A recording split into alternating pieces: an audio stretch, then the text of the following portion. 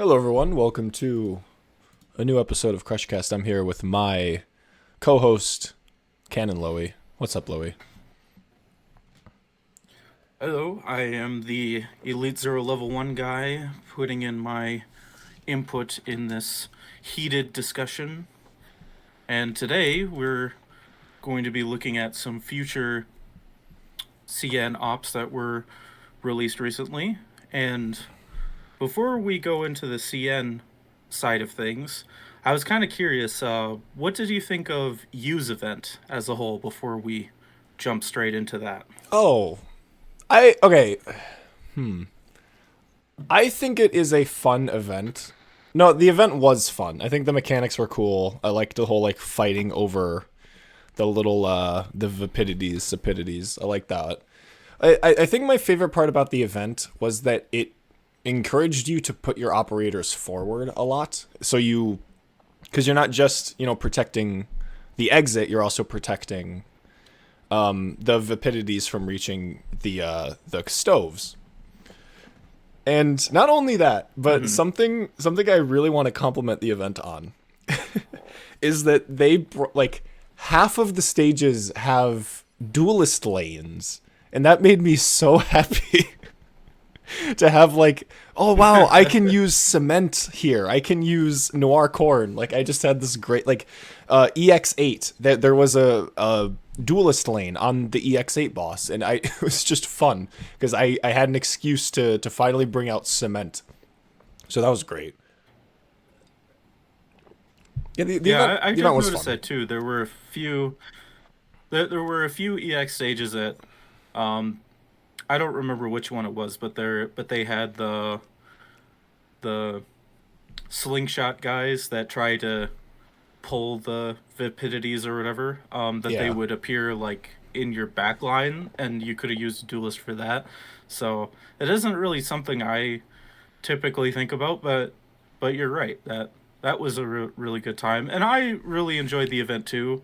My only the only things I didn't quite like is just the boss's mechanics. I think the mouths or whatever that capture and send the vapidities to another section of the map. I think if they made it so that either they don't respawn or they take longer to respawn, I would have been a lot more fine with, because if you don't have a dedicated high DPS operator to get rid of them, it is very difficult to gain the dragon charges to remove his damage reduction in the second phase if you don't burst him right away. Yeah. So that was kind of my only complaint about the boss itself. Yeah, yeah, because the boss And isn't. then No, you go. Continue. the water pots, I actually really like the challenge of them. My only complaint was that I did feel especially in the S stages where on challenge mode they had 32% extra health. 40,000 health is a bit much. The If it the was more the burn pot guys, or the flying guys. no, the flying orb things, yeah. Oh, those guys If they suck. if they had if they had a little bit less health, I think A little I bit. would have been, yeah, it would have been an amazing event without any complaints from me. I really enjoyed it, but as you were gonna get into. Yeah, the boss. The boss isn't very threatening. It's just so time consuming, because he takes forever because he has the damage reduction because wish it all design and stuff. And yeah, you don't necessarily need to use the dragon to deal damage to him. You can eventually just kill him because he's easy to stall. But yeah, as you were saying with the mouths, Yeah.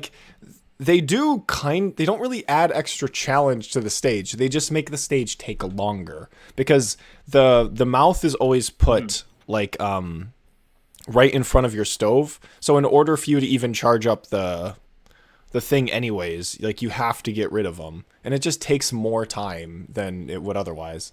And I'm fine because I understand that tower defense bosses are just hard to design in general, and they're more often than not just extra extra annoyances. They themselves aren't meant to be challenging. They're just an extra annoyance added onto the stage, which, makes sense. That's kind of how you just design like tower defense bosses in general.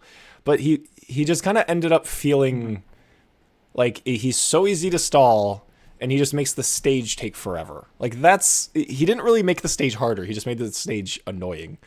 And so like I remember joking about how on EX8 the boss isn't the boss. The boss is the little floaty guys, because those are the things that actually end the runs. I don't think I leaked any enemy except those guys. Like, they suck. And I think they wouldn't be that bad if they didn't do arts damage while they're inactive. Like, why? It's ridiculous. Like, Yeah, you can't I agree. you can't just deal with them while they're inactive, because they have like B attack or something. Like, dude, they do a lot of arts damage. It's ridiculous. So those are just the worst enemies in the event. It's like, I agree that they should have just had less HP, but the way that you have to tackle them is so annoying. It's like, if you don't have April, like, you're kind of screwed, because April's camo is able to get around their arts. And I mean, I appreciate them pushing marksman usage. I love marksman, and I like, especially since we've seen a lot of like HP bloat in recent events. It gives marksman a lot more usage, which I'm perfectly fine with. But it's like, this is just a bit much. Like, just have them not attack. Oh no, even worse. They're on a timer, so you can't just ignore them.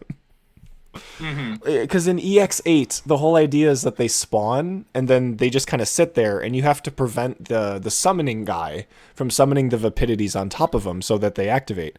Except they just activate on their own after a certain amount of time, so you still have to deal with them in the air. And it's... So not only do you have to hold the lane to make, like, with like cement or, I don't know, Matoi Maru, or just like any kind of duelist, to make sure that you can kill the summoning guys before they activate the little orbs. But you also have to kill the orbs before they manually take off, except that's difficult to do because they do arts damage. So it's like EX8, the main difficulty of EX8 was the fucking orbs. Ridiculous. Yeah, and for me, when I was doing the S stages, well, actually, I didn't really mind the S stages this time around, shockingly. Usually the S stages are very annoying to deal with, but this time around they were okay. But yeah, the flyers, like S-3 was a lot harder than S-4, just because the flyers, if you didn't use a puller to put them into the hole or whatever. Yeah.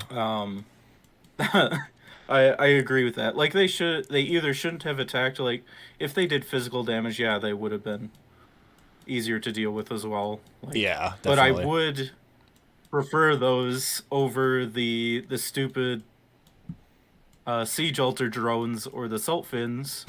So I am glad that they at least toned that down. But yeah, every event has HP yeah, bloat. Every event has an HP bloat enemy. It's hilarious.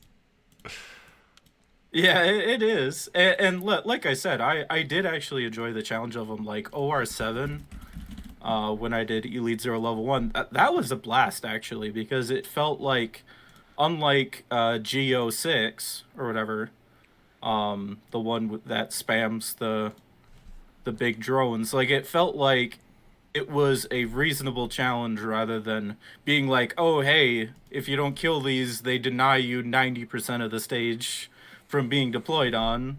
Have fun. I just looked yeah. it up. The little orbs are called remembrances. They have 32,000 HP, and they do 500 arts damage. Yeah, but then you have to remember. Yeah, they you get the buffed by the challenge mode and the it's S what stages. it's. Is it like a 10% S stage buff and then a 20% challenge mode buff? Is that how it is? It's the other way around. 20% regular and 10% on top of that to mean 32% on challenge mode. Okay, so times 1.2 times 1.1. So yeah, 43,000 HP. Insane. Yeah, that is significantly better than the salt fins, but the salt fins also don't beeline for your exit. Just ridiculous. Yeah, that is true. Yeah, it's like this is like this is Wishadel design. This is like we need to make it so Wishadel can't like immediately demolish every stage. So we so funny. Except weirdly enough, Wishadel can counter these things because she can give herself camo, so it doesn't even matter. Yeah. So shall we get into the CN stuff? I was just gonna say that. So who do you want? Beautiful. Who do you want to do first? So we have Haruka, who I think's the new Abjurer. We have Hoshiguma, a new Hoshiguma, Hoshiguma the Breacher, who's the 6-star arts protector. Holy shit. 2025, we're getting a new arts protector. Holy fuck. Yeah. And then we have the 2 5-stars, which we'll save for last, because I care about 5 stars. So you want to talk about, because I know you aren't a huge fan of Haruka, and I think that you think I won't like her. So do you want to talk about Haruka first or Hoshiguma? Because I just want to clarify. Do you want the rant? I want to clarify to the people watching this. This is the only like event I've avoided spoilers for. I have no idea what either of their kits do. I know a tiny bit, but not the actual details. And so, because I want to save my reaction for this, Loey does know. He knows what they do. Yeah, we can do Hoshiguma first. Yeah, then. I try to keep up to date. Yeah, we'll save. Yeah, let's do Hoshiguma. Okay, yeah, because if we don't want to do the, we'll do the rant. Come the rant. But yeah, it's 6-star arts protector, which means so now that we have the 6-star arts protector, that means we're probably getting the arts protector modules like soon. And by soon, I mean not soon for probably next event. Yeah. Okay, do you want to start with the skills? We should probably start with the talents, shouldn't we? Because the talents are more context for the skills. Okay. When HP reaches 0, enters the self-grasping state. What the fuck? During this state, this character cannot be healed by others and will continue to accumulate damage taken. This character will be defeated immediately when accumulated damage exceeds 200% of maximum HP. After not taking damage for 4 seconds, scores 5% HP. When HP is above 0, exits the self-grasping state. How many... I feel like, so Hoshiguma can now, like, just revive herself. Blaze was capable of reviving herself. Blaze Alter. I feel like there's one other operator that just doesn't die. I know we have, like, Surtur. Surtur doesn't die, but she retreats herself. I swear there's, like, one other operator that has, like, a very similar effect. Both Spectres can't die with their skill 2. Yeah. But then the Doll Keeper, the Alter version, she swaps to her doll, and then the regular Spectre just gets stunned. So it's like, hey, they're invincible, and then the enemies can go past if, they're still there after the immortality ends. No, I'm more talking about just like, they die, but because Doll Keepers, that's the point of Doll Keepers, is that they don't die. But right. Like this is just like, so when she dies, again, it's very similar to Blaze, where she continues to take damage. Does she retain block? When HP reaches 0. As far as I know, yes, she does. Okay, so she actually just has 300% HP then. So when she dies, she just remains a thing on the battlefield, and then after a while, she just revives herself. Okay, I mean, I know I'm typically critical of like 6 stars not being that like interesting, but like this talent is just like, hey, she's just kind of easier to use, I suppose. It's not really like anything that cool. I don't know. This is well. What do you think? What do you think? So my opinion is that when looking at this, it's kind of like if she doesn't take too much damage during her special state, then she can revive herself, like you said. I actually think I kind of like it.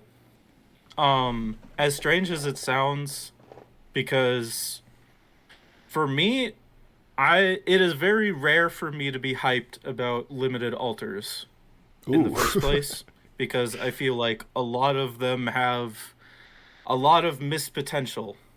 Um, that they otherwise could have, and then they're limited. So then, like, for the price tag of potentially 300 pulls after their initial banner is over, I don't find them to, I guess, justify the cost, so to speak.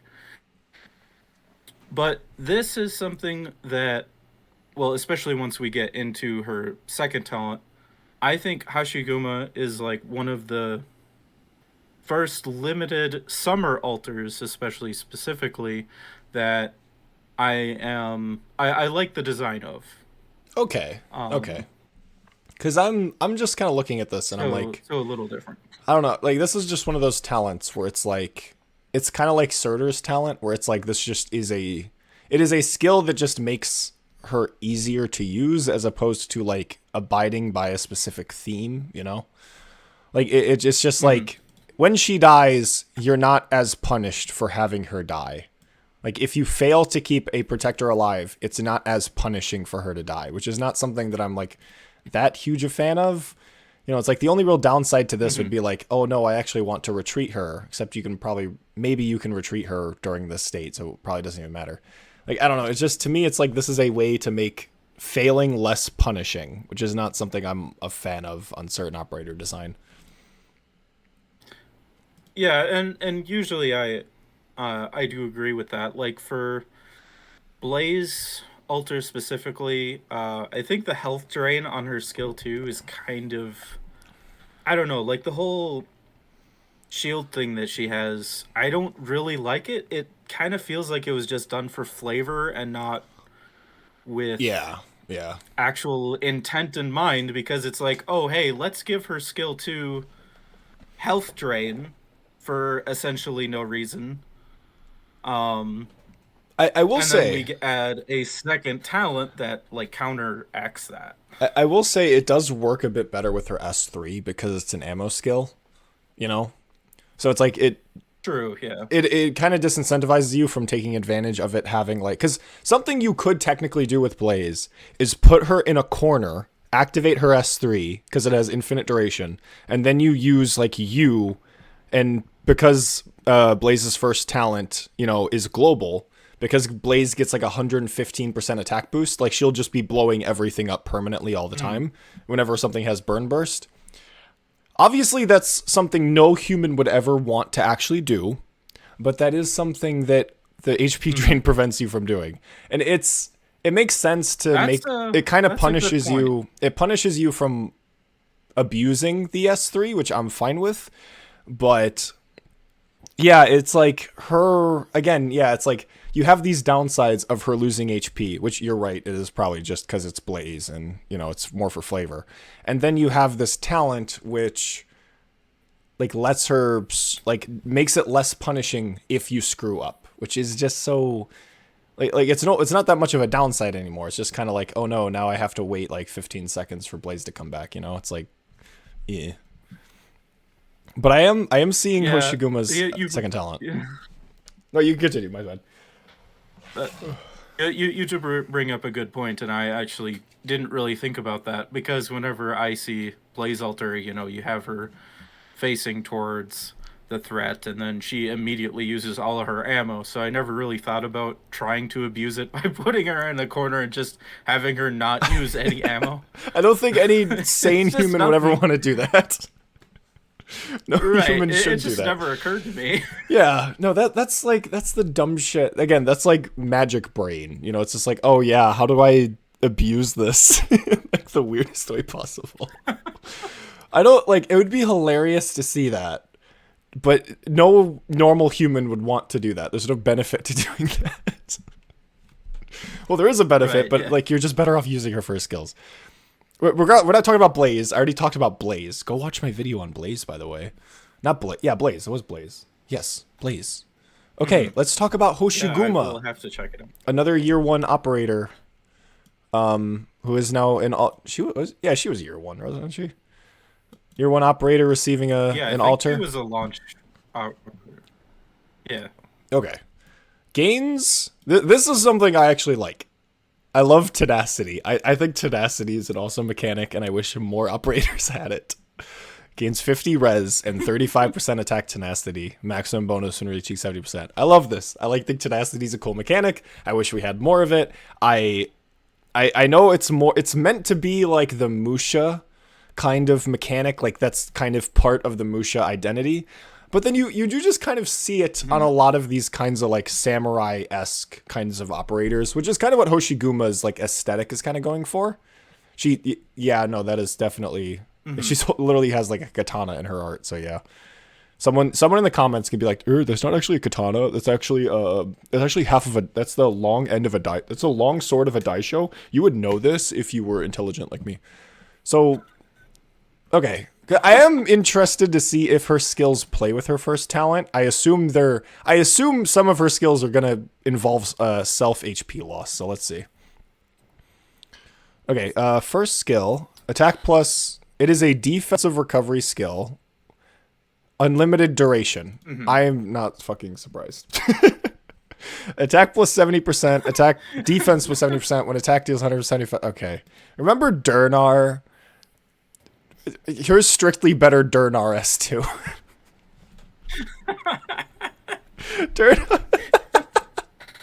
I'm gonna look up Durnar right now. I have Durnar's S2 M3. I like Durnar. She's fun. Her S2 is defensive recovery. That has 25. That requires 25 charges, and it's an uptime skill. This is 15 charges, and it's a limited duration. Yep. Oh my god, the power creep. It doesn't make sense, but the power creep.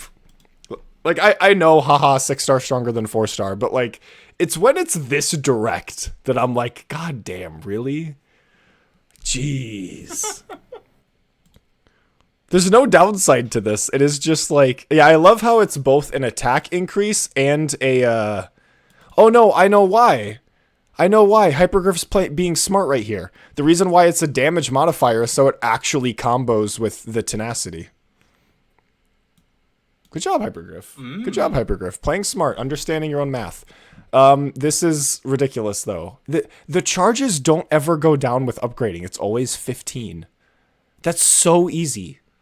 That is so easy to get.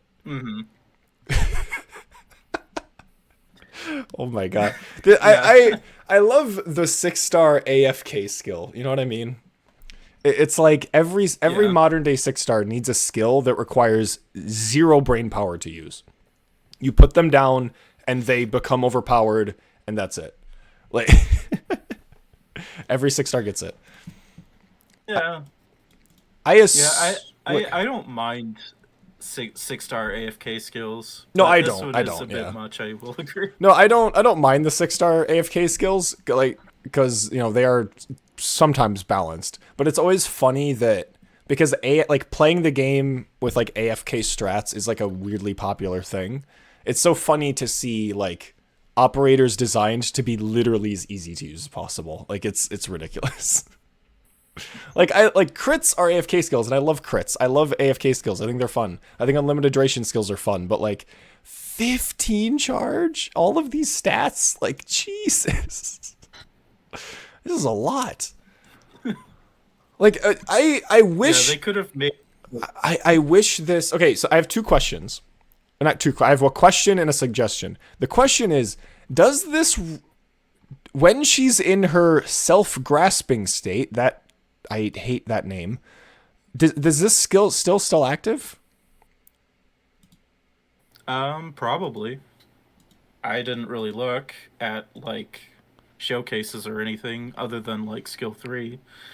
Of course. So I don't know if it works with S1. So. It also says what? Yeah. Okay. So it's not she deals 175% attack as arts damage. It's when she's attacked she does that. So it's a reflection effect. So if you activate this and then she dies and her talent is activated, I assume she's going to retain the attack defense, and she's not going to attack because she's downed, but she's still going to reflect damage to the attacker. Are you kidding me?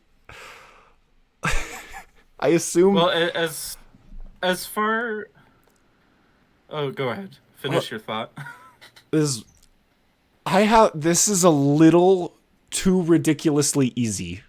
Like, if she die, I assume this is still retained when she dies. If not, then that's significantly more balanced. But I assume this skill is designed with her first talent in mind, because it's an S1 in her first talent. So I assume it's like she activates the unlimited duration, she dies, goes into her like downed state, and she's still a tank who does damage.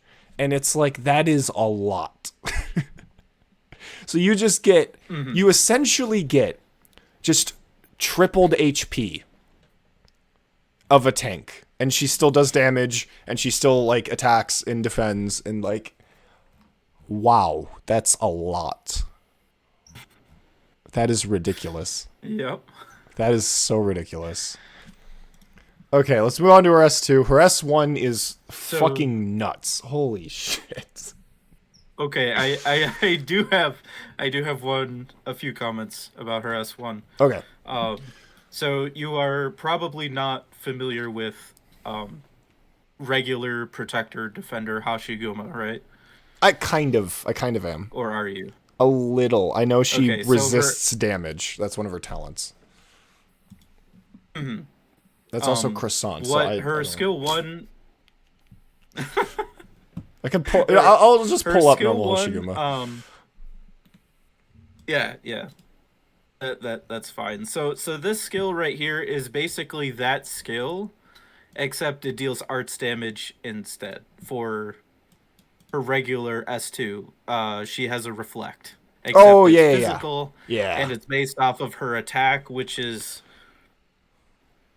decent for a defender, but not super high.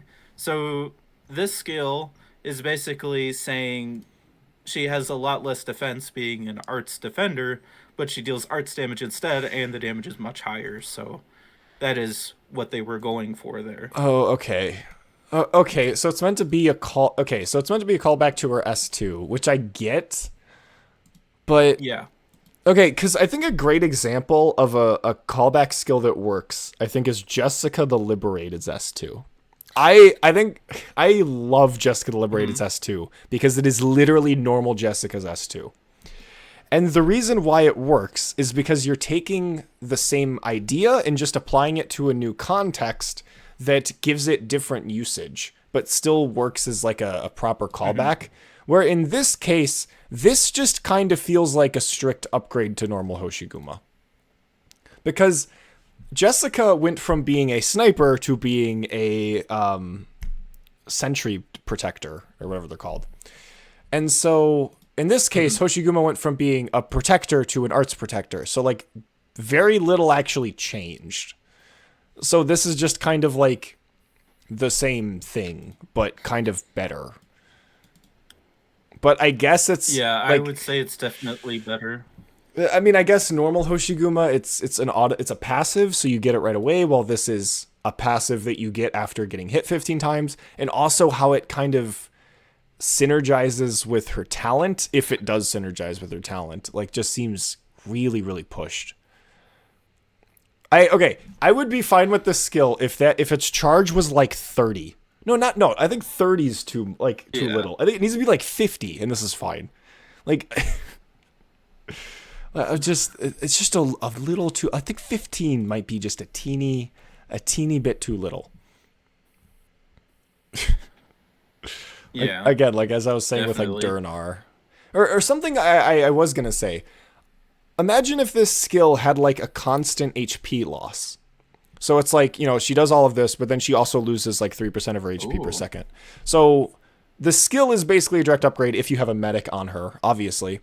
But, because she's losing HP, it also plays into her second talent. And so you can kind of like do some cool stuff with that, make it so you can deactivate it or something, so you can kind of play around with it.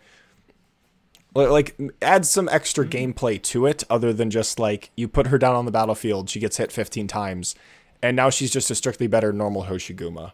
And, like, I get it, power creep, but, like, I just don't like it when it's this direct. Like, yeah, I've said this to you a bunch, like, I hate that Blaze's first talent is just strictly better Warmy's talent.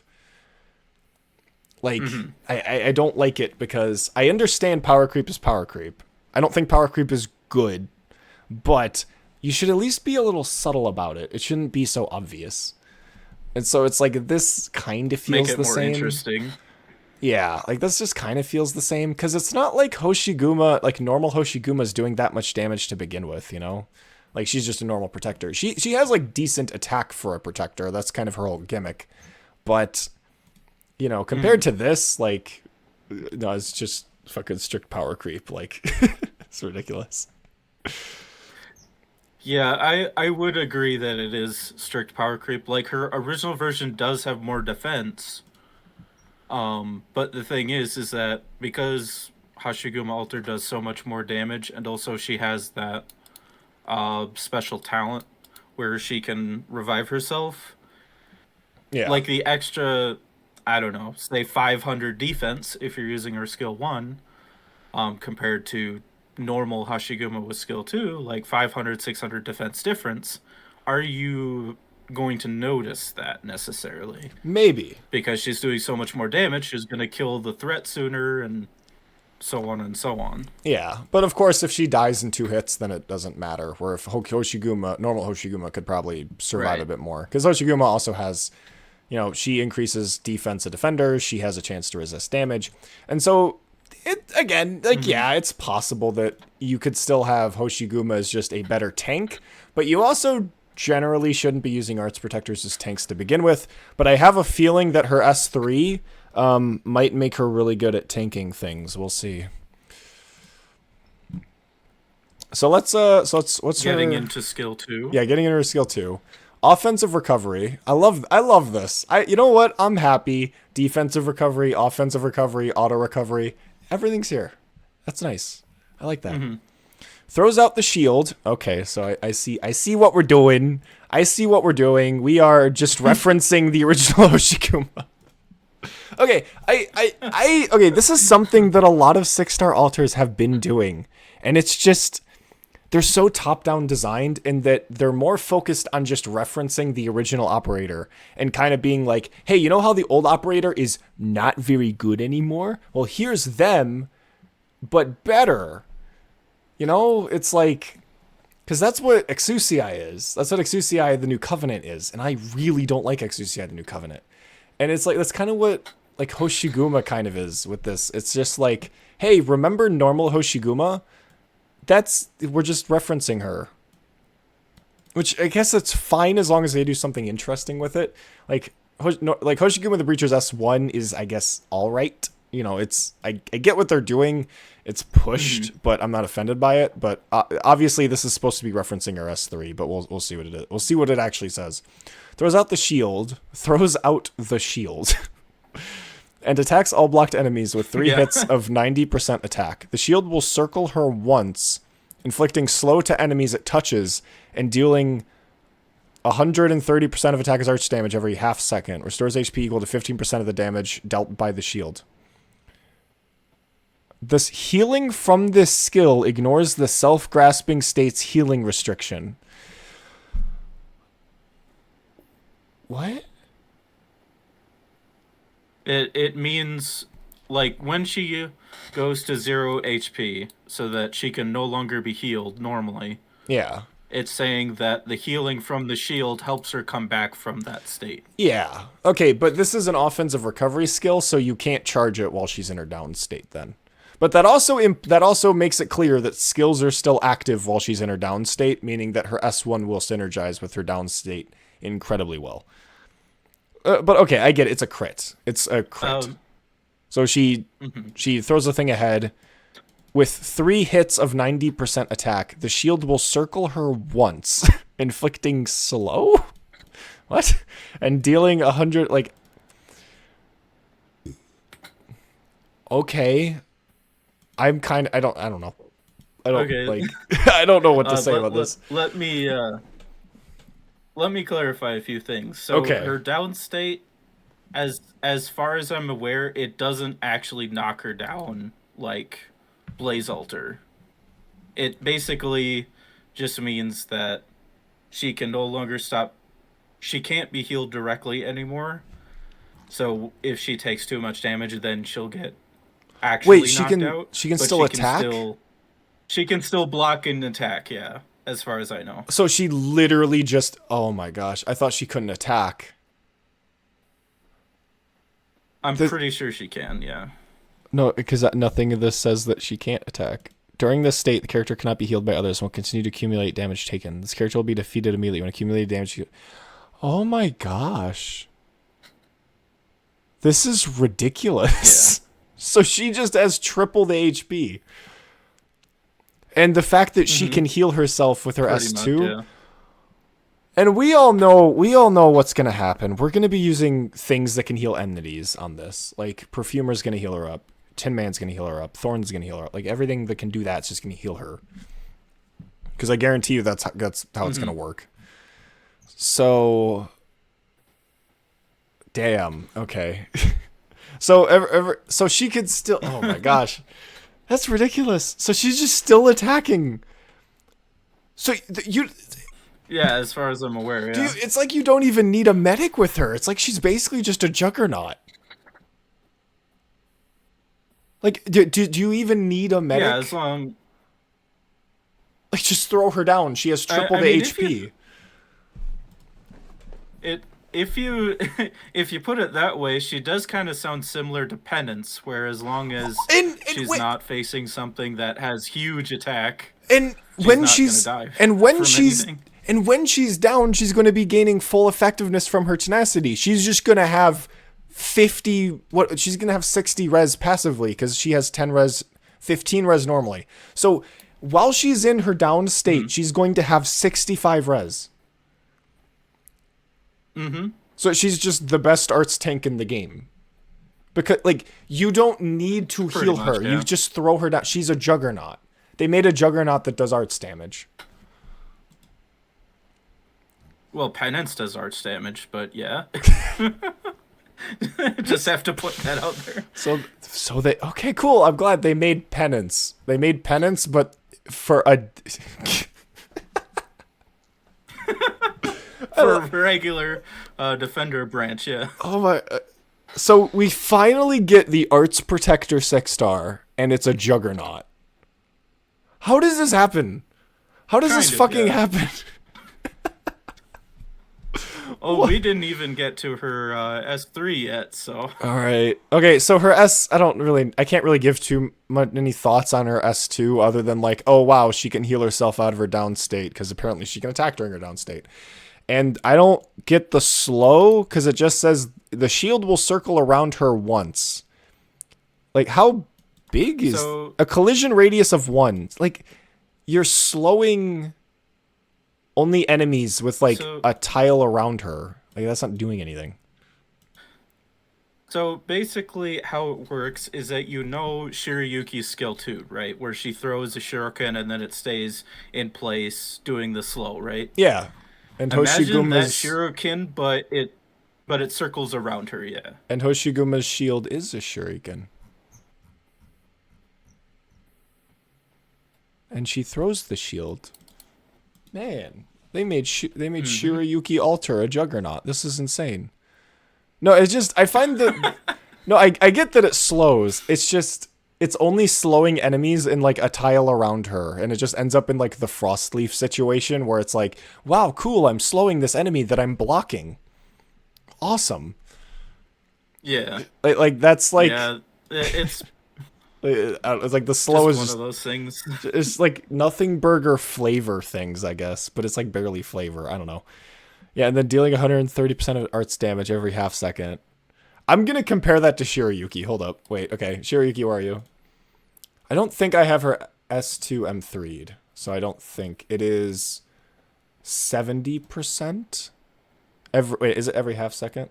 No, it's per second. But Shiryuki. This is like just strictly better than Oh yeah, Shiryuki. that's Damn. a good point. I was just curious if they just reused the code. No, because this is every half second, and Shiryuki's is every second, and Shiryuki does less damage every second versus Hoshiguma every half second. So I think that's kind of funny. Yeah, and then she heals a bunch of HP. So, all right. Hey, at least she doesn't ignore res. Like, everything so far is pushed in nonsense, but she doesn't ignore res, meaning that she actually can't just be used as a juggernaut in every situation. So let's go to res 3. Okay, attack range expands to this to this chessboard up here. But okay, this isn't new. We all know Shalem. We all love Shalem and asbestos. It's just Shalem and asbestos. We love that.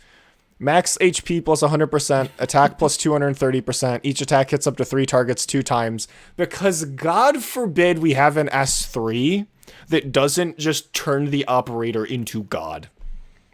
God forbid we don't have that. You know what I want? I want an S3 crit skill. Can we have an S3 that isn't just like this insane uptime bullshit? Like, oh, and of course it starts fully charged. Of course. I'm not okay. I want to clarify. I'm not actually complaining about that. I don't really care that much. I'm fine with like heli drop skills. I just find it funny that every 6-star S3 is a heli drop skill. Literally, like being a heli drop skill is not even like an upside anymore.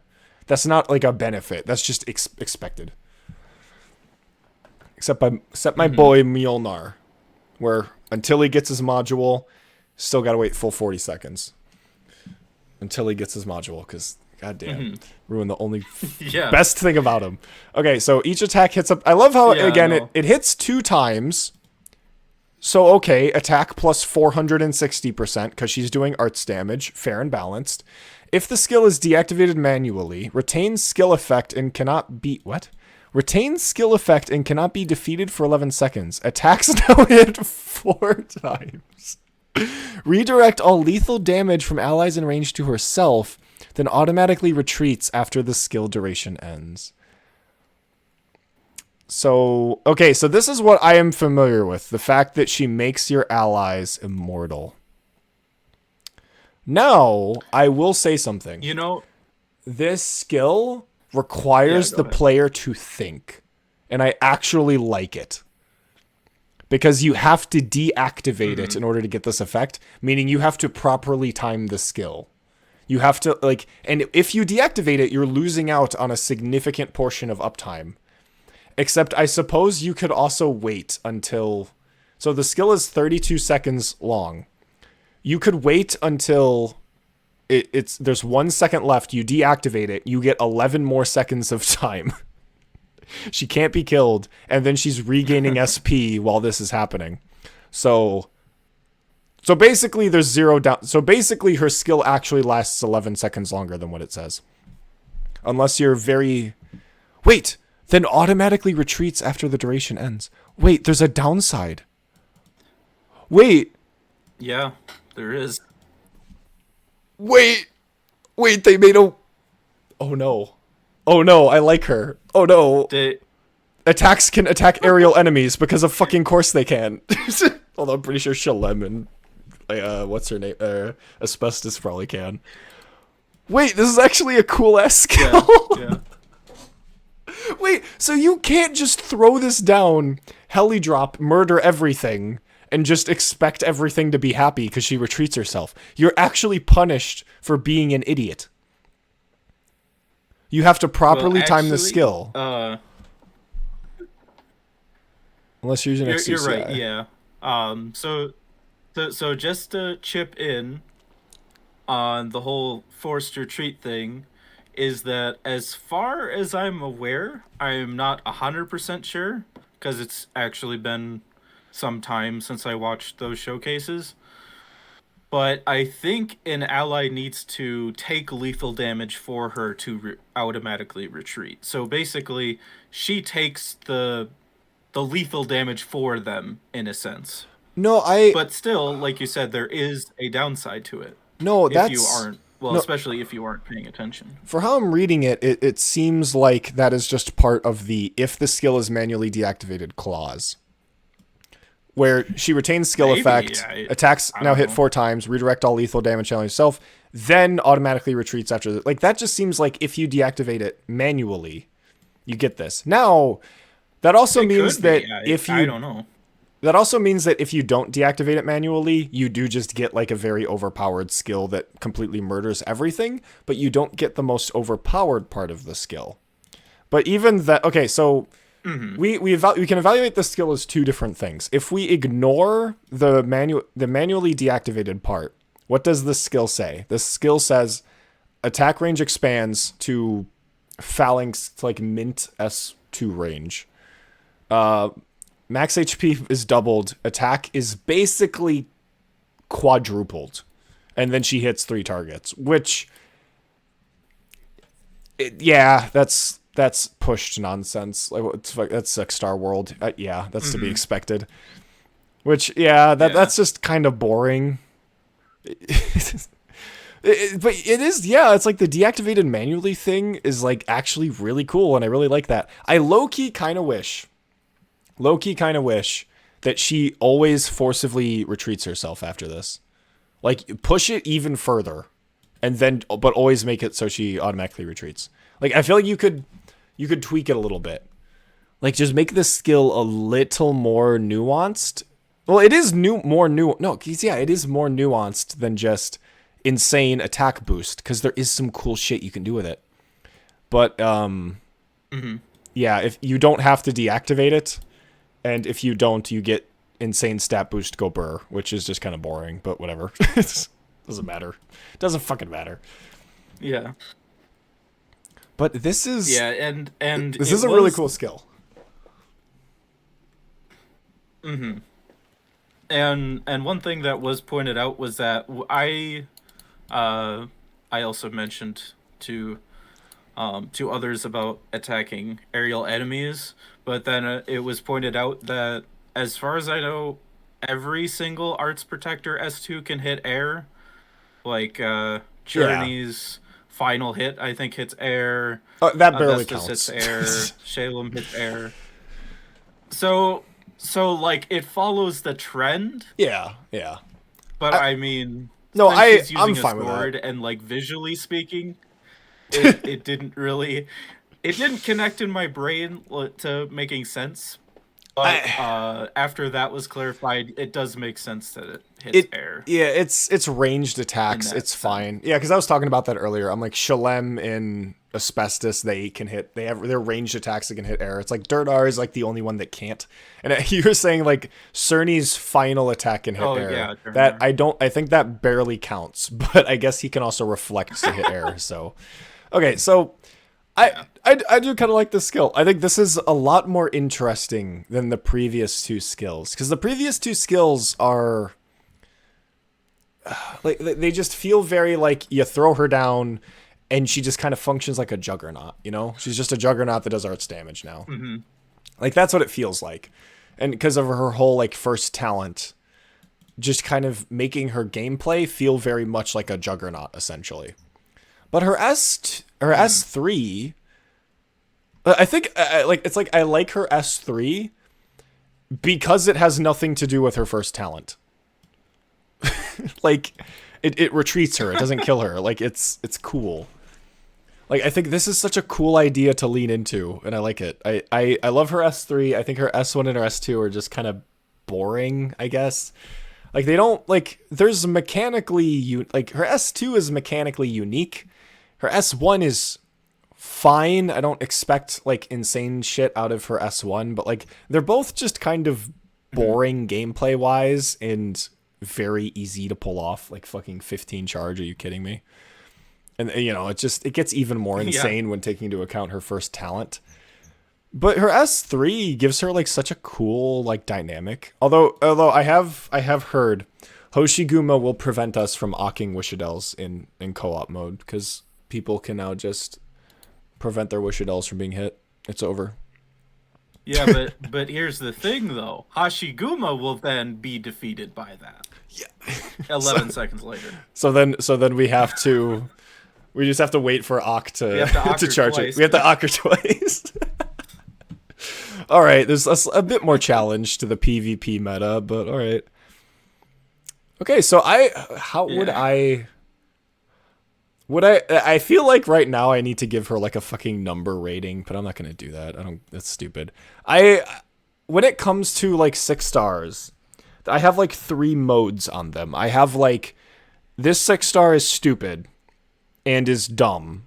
Like your typical like Wishadels and Logoses, like those kinds of things, where there's good ideas, but it's often really held back by like certain really pushed concepts or really like bad gameplay encouragements. Then you have like the 6 stars that I just don't really care about. Like, I guess like Rosa, for example. It's just like, cool. I have negative interest in this opera. Like, I just don't care. And then you have like 6 stars I find really, really, really fun. Like, that's like your Hulhieks. That's your Mjolnars. That's your Swire the Elegant Wits. Like, those are the 6 stars I really, really do like.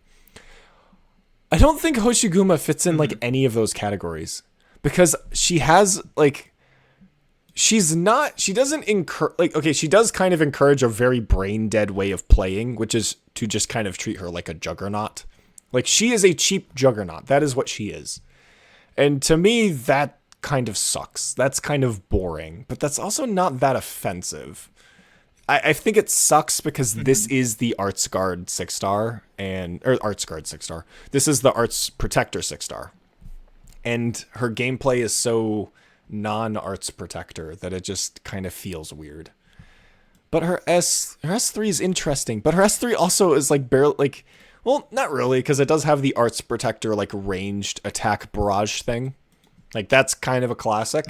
So, yeah, it like, her S3 is the most, like, Arts Guardy out of her kit, which is something I do really, really like.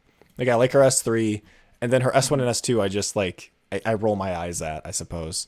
So I don't really know, like, I don't really know what I think about her, if that's, like, weird. So... for my opinions, like I said before we deep dived into her kit and everything, is that, like I said, I am rarely hyped for 6-star alters. I almost always find the original characters to be more interesting for me gameplay wise. And out of the summer limited operators that we have, I mean, if you think about it, it's like Chen Alter, Gavia Alter, and stuff. Hoshiguma, to me, is the most interesting out of them. And she's not in a swimsuit. While I think her well, there's that too. That also helps to a certain extent. I do like her S1 that it gives her defense, because I was really hoping that the 6 star would have something to increase their defense, because I've used Salem and Cherney before, and having like 550 defense on a maxed out defender is kind of disappointing. So I do like that she has at least one skill that does that. I think and like we. I'm sorry. I want to say, like, I as you were saying that, I'm thinking like her S2 and her S3 don't increase her defense, and I weirdly want to compliment her on that. Like I know what you're saying, because I understand what you're saying when it's like, yeah, Cerny and like Durnar, it's like they have no defense, and I personally don't mind, because they're kind of meant to be very offensive. They're not as clunky as fortresses. They're just downright meant to be offensive defenders. And so I'm fine with them being squishy, because they're not meant to be tanks. And so I am perfectly fine with Hoshiguma's just her S1 increasing her defense, because this is meant to be her defensive skill. This is meant to be the skill that makes her more, like, literal as defensive recovery. You know, it reflects damage back onto her. Like, that's fine. That's perfectly fine. And it being only 70% means that she's going from around like 550 to perhaps only, like, let me do the math real quick. 550 times like 1.7. Yeah, no, it's like, it's not even breaking 1,000, you know? So it's like, it's not so pushed where she just becomes now the best thing ever. But at the exact same time, she also gains like a bajillion res with her second talent. And she has like 9,000. What does she have? At max level, it's 3,551 HP. Multiply that by 3. She has 10,000 effective HP just by existing. And that's even higher with arts damage because she'll have 15 res normally, and then she'll gain 50 res with her talent.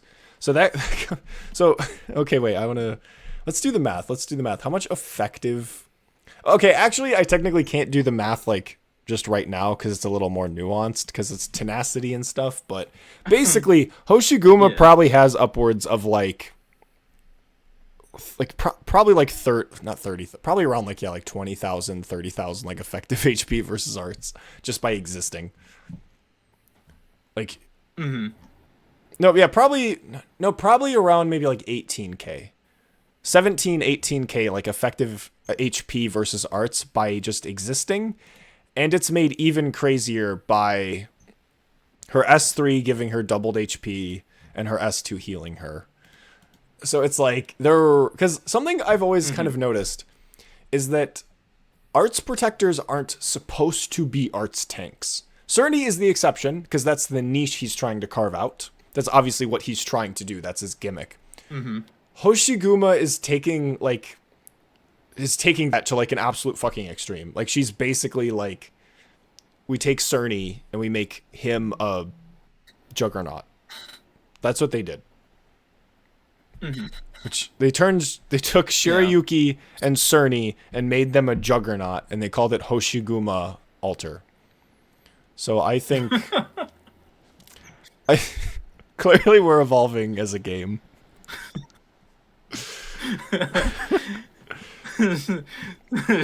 To finish my thought, like you said, I'm glad that she has one skill that increases her defense, but like most of the arts protectors anyway, that her S3 especially, she revolves around her HP survivability instead. Is really good. So she has like a really good balance of those things, and she never becomes, like you said, super amazing at tanking physical damage, but she isn't as vulnerable as the lower rarity arts protectors and everything. So I could imagine if I could imagine Hoshiguma just kind of like getting shredded. Like, just getting shredded by, like, really high physical damage stuff. But even then, like, her first talent is just so nutty. Like, she just gets so much HP. So insane. But, yeah, I think she's interesting. I don't think I personally would pull for her or really, like, want her. But she's not offensive in the slightest. She's cool. She's pushed, and that's part of the reason why I'm not that interested in her, because they don't do that. Like, the interesting things they do with her kit, I don't think are that interesting, and stuff that I don't really want to play around with, because it just kind of makes her very kind of Timmy, very easy to use, like, just kind of very impactful. Like, again, I keep saying Juggernaut. Like, she feels like a Juggernaut. I don't really like Juggernauts that much. So it's like, that's kind of how she feels to me. And so it's like, she's cool. I'm not offended by her. I kind of wish they leaned a bit more into her being an arts protector. I wish she had a cooler theme, but I am basically, she gets like a C. She got a C on her paper. I am not offended.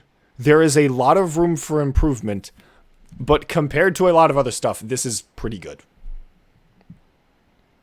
Like, this is fine. So for me, while I think her damage numbers are, especially like her reflect on S1 and her damage with S3 is probably a lot higher than I would like, but overall I do like the ideas that they had. Yeah. Overall. Yeah. So shall we get to the other 6-star in her event? Yes, we shall. Okay, so we have Haruka, the first gotcha 6-star abjurer, because Yeah, there's no other 6-star Abjure other than Silence, right? I'm not making that up. Okay, so I'm pretty. Yeah, yeah. you're right. Okay, so I'm gonna read over. You may do your rant after I get offended at whatever you find offensive, because I know that's what's gonna happen. I'm okay. Okay. Yeah, go ahead. Grants a bubble to an ally within range after each. Wait. Grants a bubble to an ally within attack range after each attack interval, providing a 30% sanctuary. The bubble will break after a short delay when said operator gets attacked. Oh. Okay, for a second, I'm like, what do you mean unconditional 30% refreshable sanctuary? And then like, okay, so the bubble breaks after a single attack. Okay. 1.6 second attack interval. Okay, but I say that, but the bubbles probably can't, like, stack. So you would need, like, a very specific... No, they can't stack. Yeah, so you would need, like, a very specific, like, attack cycle in order for her to, like, consistently provide the 30% sanctuary. So to me, this reads like she provides a 30% sanctuary for, like, half of the attacks, but also if they're getting, like, spam attacked, this... Yeah, but... It says it breaks after a short delay. So even spam attacks, it kind of gets through. So it's like... It's like kind of, if you have like a swarm of like like touches of the Sanguinarch. You know, it's like if one of them touches...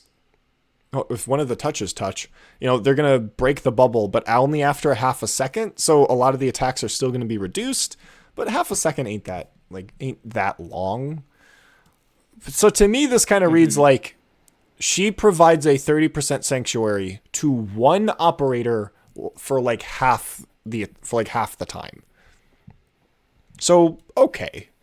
Okay. Something like that, yeah. Yeah. I think I prefer Xingju's way of doing sanctuary, but this isn't that bad. I like this new route of not HP conditional sanctuary, but just like very weird ways to apply sanctuary. Like I think that's kind of cool.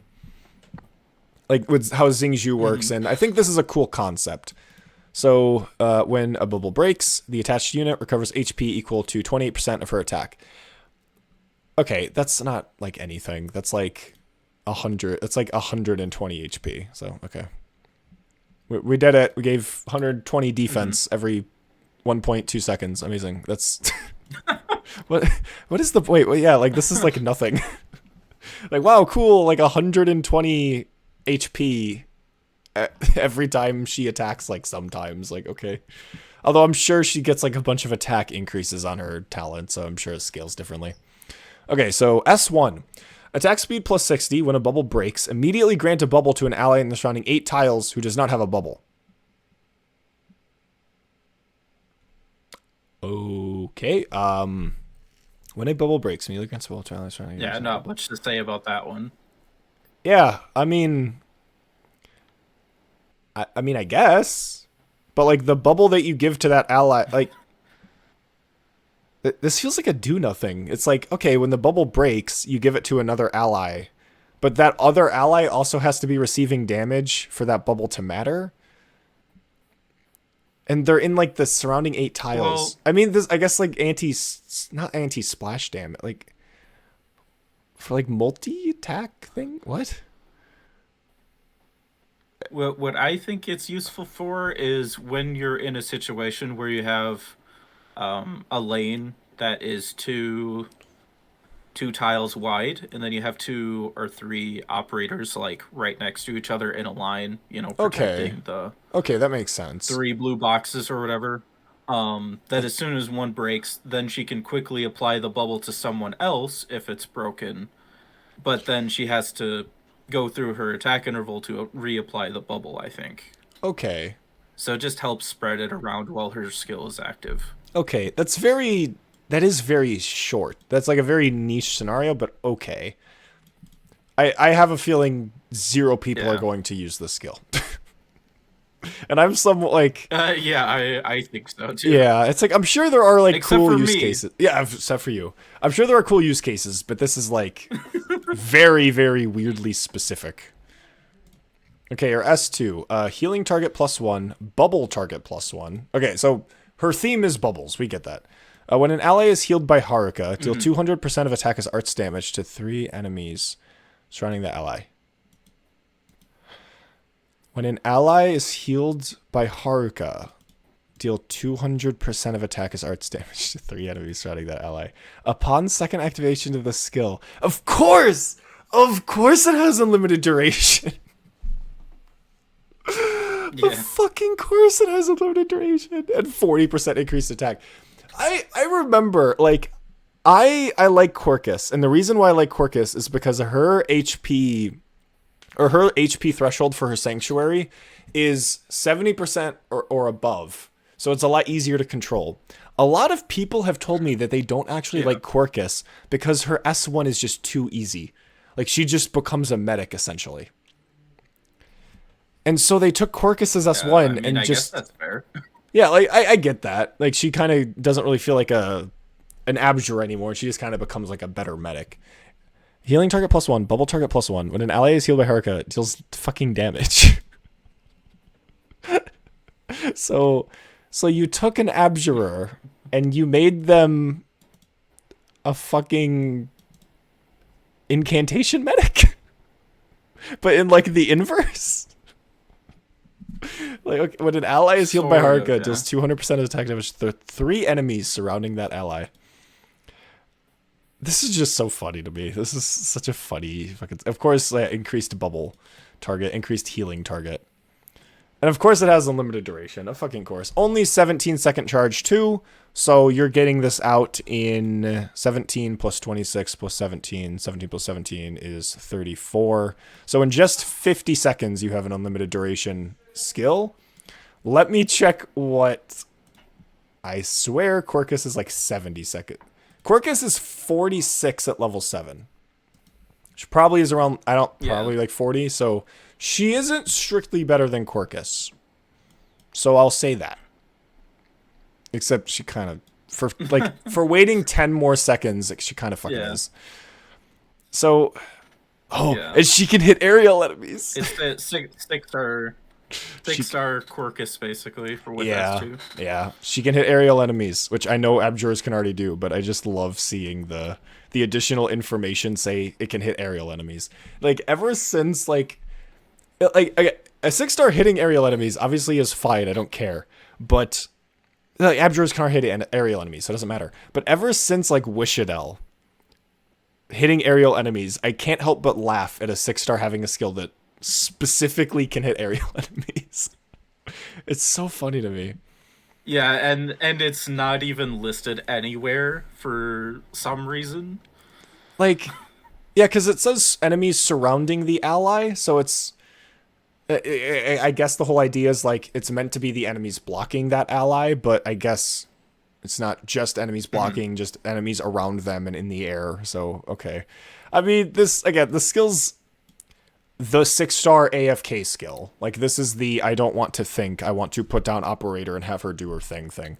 So it's like, this isn't offensive, this is just kind of boring. And it's literally just a Quirkus S1, but better, so, okay.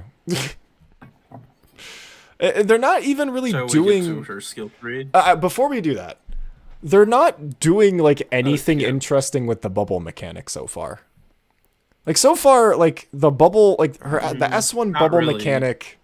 The S1 doesn't really do much for the bubble mechanic because it's so specific and so, like, tight in how it works. It's just, like, it doesn't really excite me to use, like, bubbles. And this just makes her give another ally bubbles, which, okay, like, alright. Like, it's not that, like, impactful, that interesting. Her skill 3 uses the bubbles pretty intelligently, though. Okay. I will give it that. Okay. Attack plus 55%. Attack range expands to... I swear there's an operator that has this exact same expanded range that I know of, and I can't think of who it is. Whatever. Attack range expands. Attack interval reduced moderately. Talent 1 Sanctuary effect increased to 2x, so 60%.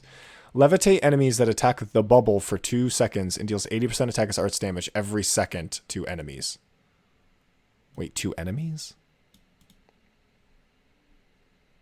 So while they're levitated, they take a small bit of damage, basically. Okay, so like Connie Palat.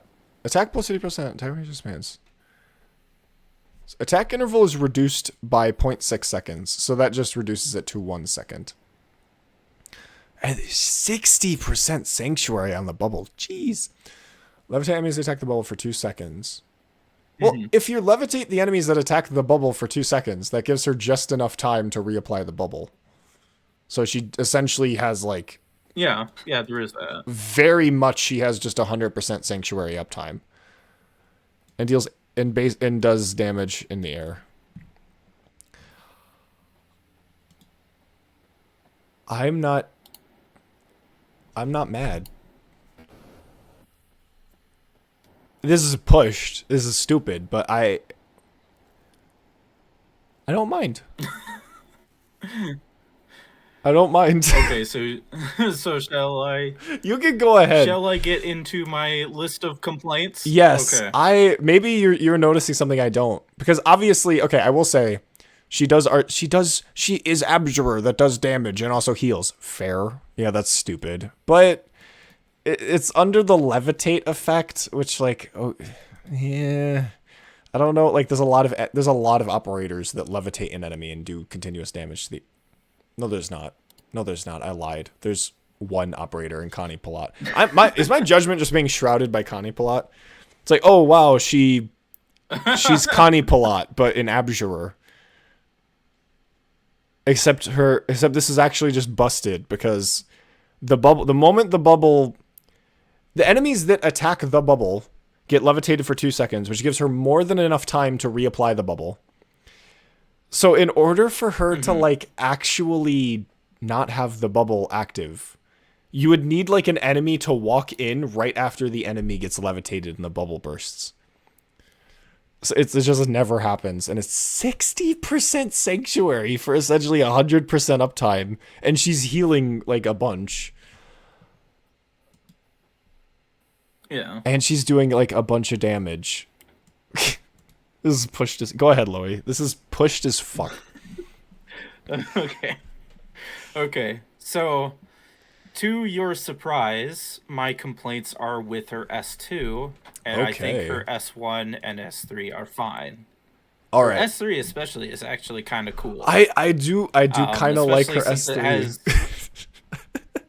Yeah, and what I really that I just kind of noticed is that her S3 has a 60 SP cost, so as soon as you use it, you have a large downtime, which I do like. Yeah, but like it also you have a super powerful skill. Yeah, but it only takes 7 seconds to charge. But yeah, on the first usage, that's true. Everything's a heli drop. But I'm saying like. No, you're right. So I'm saying that there is at least some downside. Like once it is over, you still need to. You don't get access to the healing for a minute. Downtime. Yeah. Because I feel like, I would expect this to only have a 35-second charge and like a 35-second uptime. Like that's what feels very modern. But no, minute downtime. That seems fair. And the thing is that it's even more punishing on an Abjurer because that's what you rely on your healing for. Meaning you can't rely on Haruka as your main healer. You have to use something else. I do just like her S3. It is pushed, and it's fine. It's perfectly fine. It's pushed, but it's fine. Yeah. Okay. I actually really like her S3. Her like damage while levitating isn't super high either, so it doesn't really take away from what Abjurers do. Okay, so for a bit of context before I get straight into her S2, is that over the course of my 5 years playing Arknights, Abjurers have always been looked down upon for the most part, with a few exceptions, and those exceptions are Quirkus, Silence Altar, and Quirkus. Yes. And the main reason for that is that they have really fast skill cycling. So if you look at Silence Altar skill 2, it has like 24-second downtime or something like that. Um, and she also gets that drone, which helps improve the sanctuary effect. And then Quirkus has the option between be having a really fast cycling skill 2 and or her skill 1, which just turns her into a metaclit, like you said. So the big problem that abjurers have is that the other abjurers have like 40 to 50-second downtimes. Well, if you are relying on them for your clutch healing needs when a big wave comes, you can't really use that reactively because of how big that downtime is. Yes. And their damage, while their skill is off, is not really that great either. So you're kind of like, so you have like this super amazing medic, but in their downtime, you have a mediocre caster. Yeah. And that is the main problems that abjurers have is the skill downtime makes it so that it's really hard to be reactive to when you need that healing. So instead of fixing this they sort of did fix it with Haruka's skill 1 has by far the fastest skill cycling out of abjure, like a typical abjure skill. And like we've discussed with skill 3, it's a really powerful skill, but it has that downtime. So there's a use case for both of them here. But with skill 2, oh yeah, but one thing before I forget is abjurers is all about like juggling like when you need that healing and everything like that, choosing when to activate that, like when do you need damage, when do you need healing. Haruka's skill 2 throws that into the trash bin and you get both. Yeah. So she heals 2 targets at once, which is essentially Quirkus skill 1, but it heals an additional target. And we didn't look at the modules, but her module gives her an additional healing target, so she can technically heal 3. Ooh. If you use that module, if she gets like the full heal 1 instead, then she'll heal more, but also only heal 2. So there is a choice there if she ever gets a second module. But my biggest problem with this is that the line right there deals 200% of attack to arts, or 200% of attack as arts to 3 enemies surrounding that ally whenever a bubble breaks. So with her skill 2, she has one of the best healing. Or no, it's not it's not when a bubble breaks. It's when when they are healed by Haruka. It's like just better. Oh, okay. So even better. Yeah, like it's just better. Okay. So my point is that with Haruka, you don't have to think about that at all. And No. she gets both one of the best healing skills in the game, and she deals a large amount of damage. And what really upset me the most is actually this Reddit post that I quoted a line from in I shared with you earlier. Oh no, but let me Loey just went read on it here. Reddit. Yeah, I know. The horror. So, and I quote from this page. Her S2 also deals 1.6k-ish arts damage every time a bubble breaks, but it's very minor to mean much outside of being good for quality of life. So why that upset me so much is that we're at a stage of Arknights where 1.6k arts damage in an AoE, like let's just say every 3 seconds, depending on like how often the enemies are attacking, to need Haruka to heal them. I think 1.6 seconds. I think 1.6 seconds is fair because that is her attack interval. Like ideally, you would be attacking every single time. So it's like right. that is a lot of damage because you're also getting the 40% attack boost from the second duration, which is what you're most. It only takes like 50 seconds to reach that. Yeah. So my problem with this is that, or what really upset me is that we're at a stage of arknights now where 1.6k, like you said, potentially every 1.6 seconds, which is insane. That's 1,000 like arts When you DPS. That yeah, is just considered quality of life. It's not considered good. It's not considered great. It's just it's just quality of life. because she's also she's your medic now. Like she's not an abjurer. She is a medic, Yeah. and you're always having And that uptime. So it's and like I said, so she is one of the best healers in the game. Plus, she does insane damage for a medic, and that is just considered quality of life now. Like that's just how far we have gone with the potential power creep, or maybe the person who made the Reddit post is like a top end meta player that only plays like the triple S tier units or something. yeah. I do think this might be just a Reddit thing of just like a human being Maybe, who has negative taste, like looks at something that's clearly like incredibly pushed and strong, just like, yeah, well, like it can't one shot the boss, so clearly it's fine. Yeah. When you have the perspective of like the balanced game of Arknights, 1.6 arts DPS, or no, just like 1,000 arts DPS is insane. Like that's just insane. Yeah. Like to be permanent uptime, incredibly consistent, on top of multi-target healing, and you're providing like two operators with 30% sanctuary. It's like the fact that like if a skill had 1,000 arts DPS, that's fine. That's an all right skill. This is not just on up. Like if a caster had 1,000 arts DPS, that's kind of on skill uptime. That's a little It's maybe a little more is like what you kind of want. But the thing is, though, is that this is on an abjurer. This is on a fucking supporter. They're doing 1,000 arts DPS to 3 fucking enemies, so 3,000 arts DPS, and healing, and for unlimited duration, and it doesn't require you to think about anything. Because how you use the skill is like how you use like a Thorns S3. It's the first activation is just so I can get to the second activation quicker. Yeah.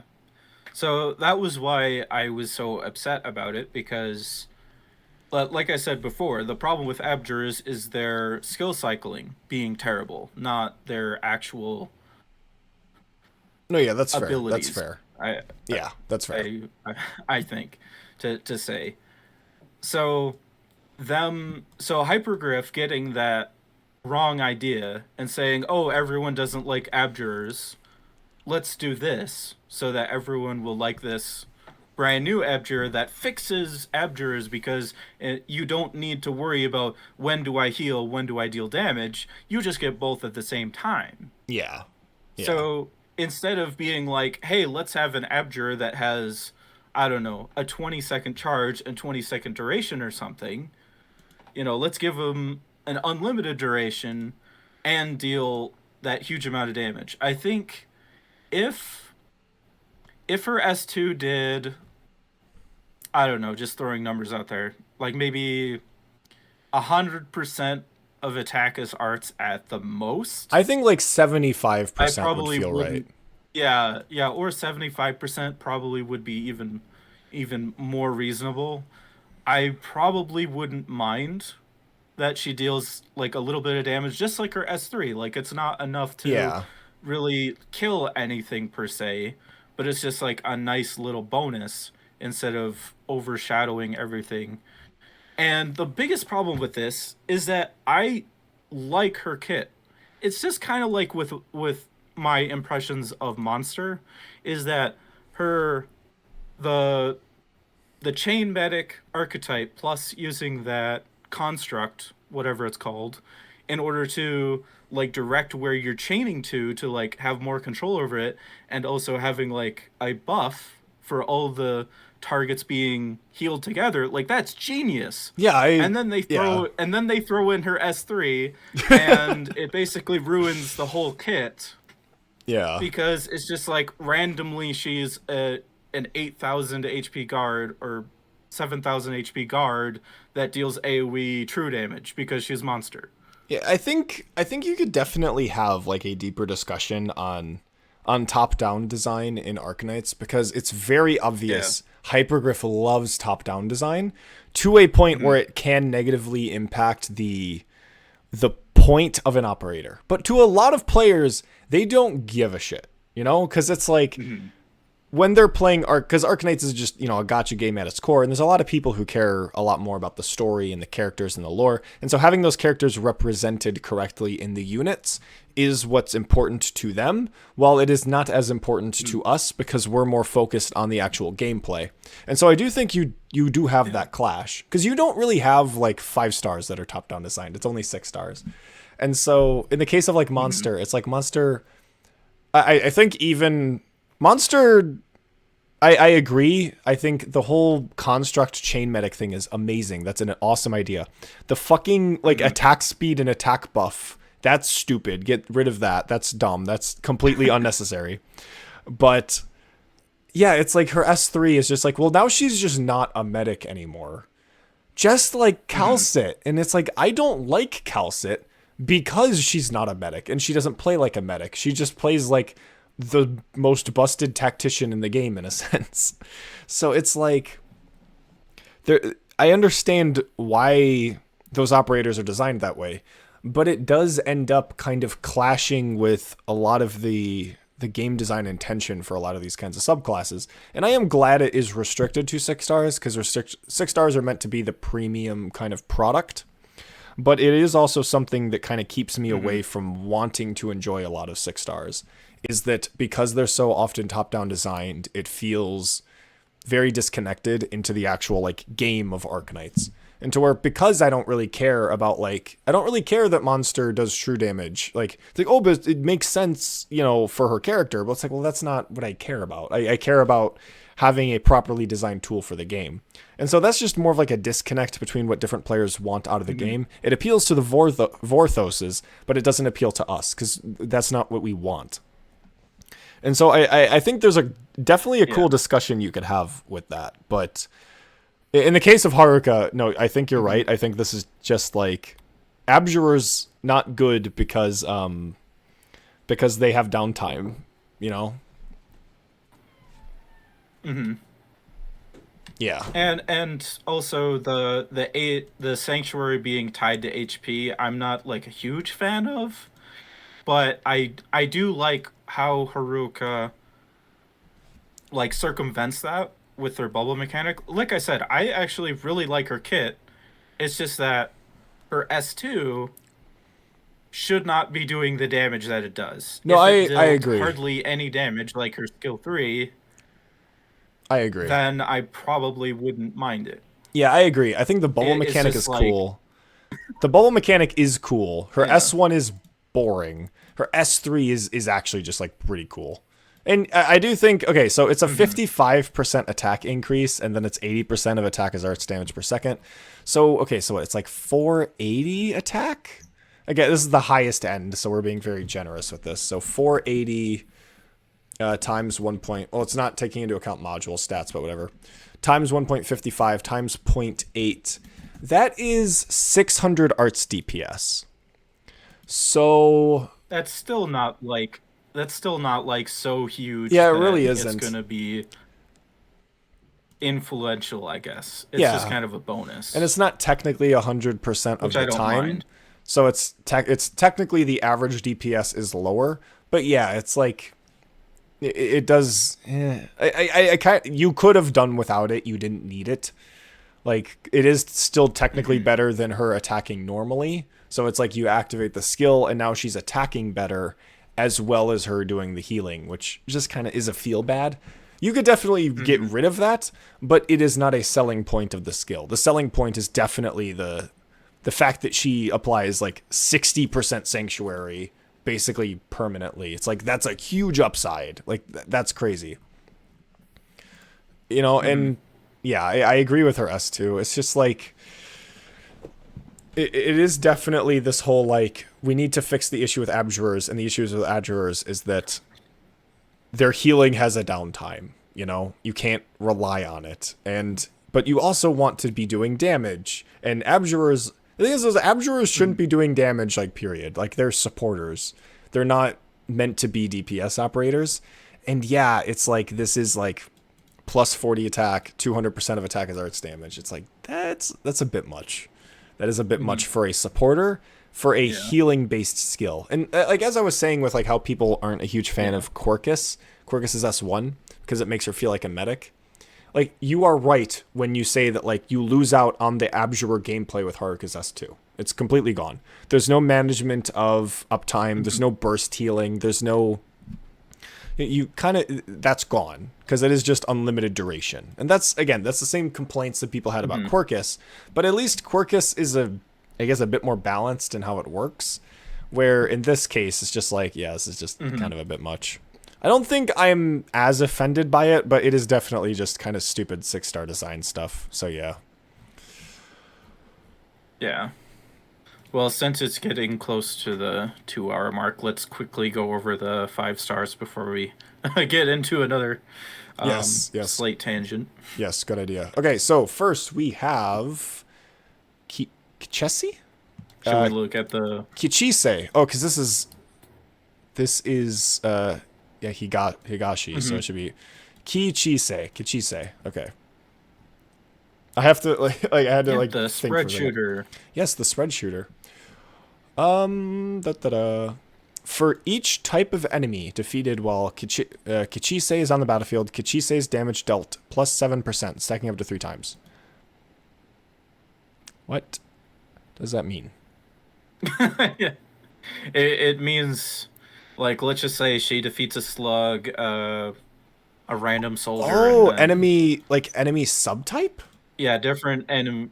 Is it wait? Is it enemy subtype or just a different enemy? Because like, is it infected? Like, is it like you have the infected subtype? You have the subtype of like Sarkaz. Is it that? It should just be different enemies. Okay. Different types of enemies, not. Yeah. Okay.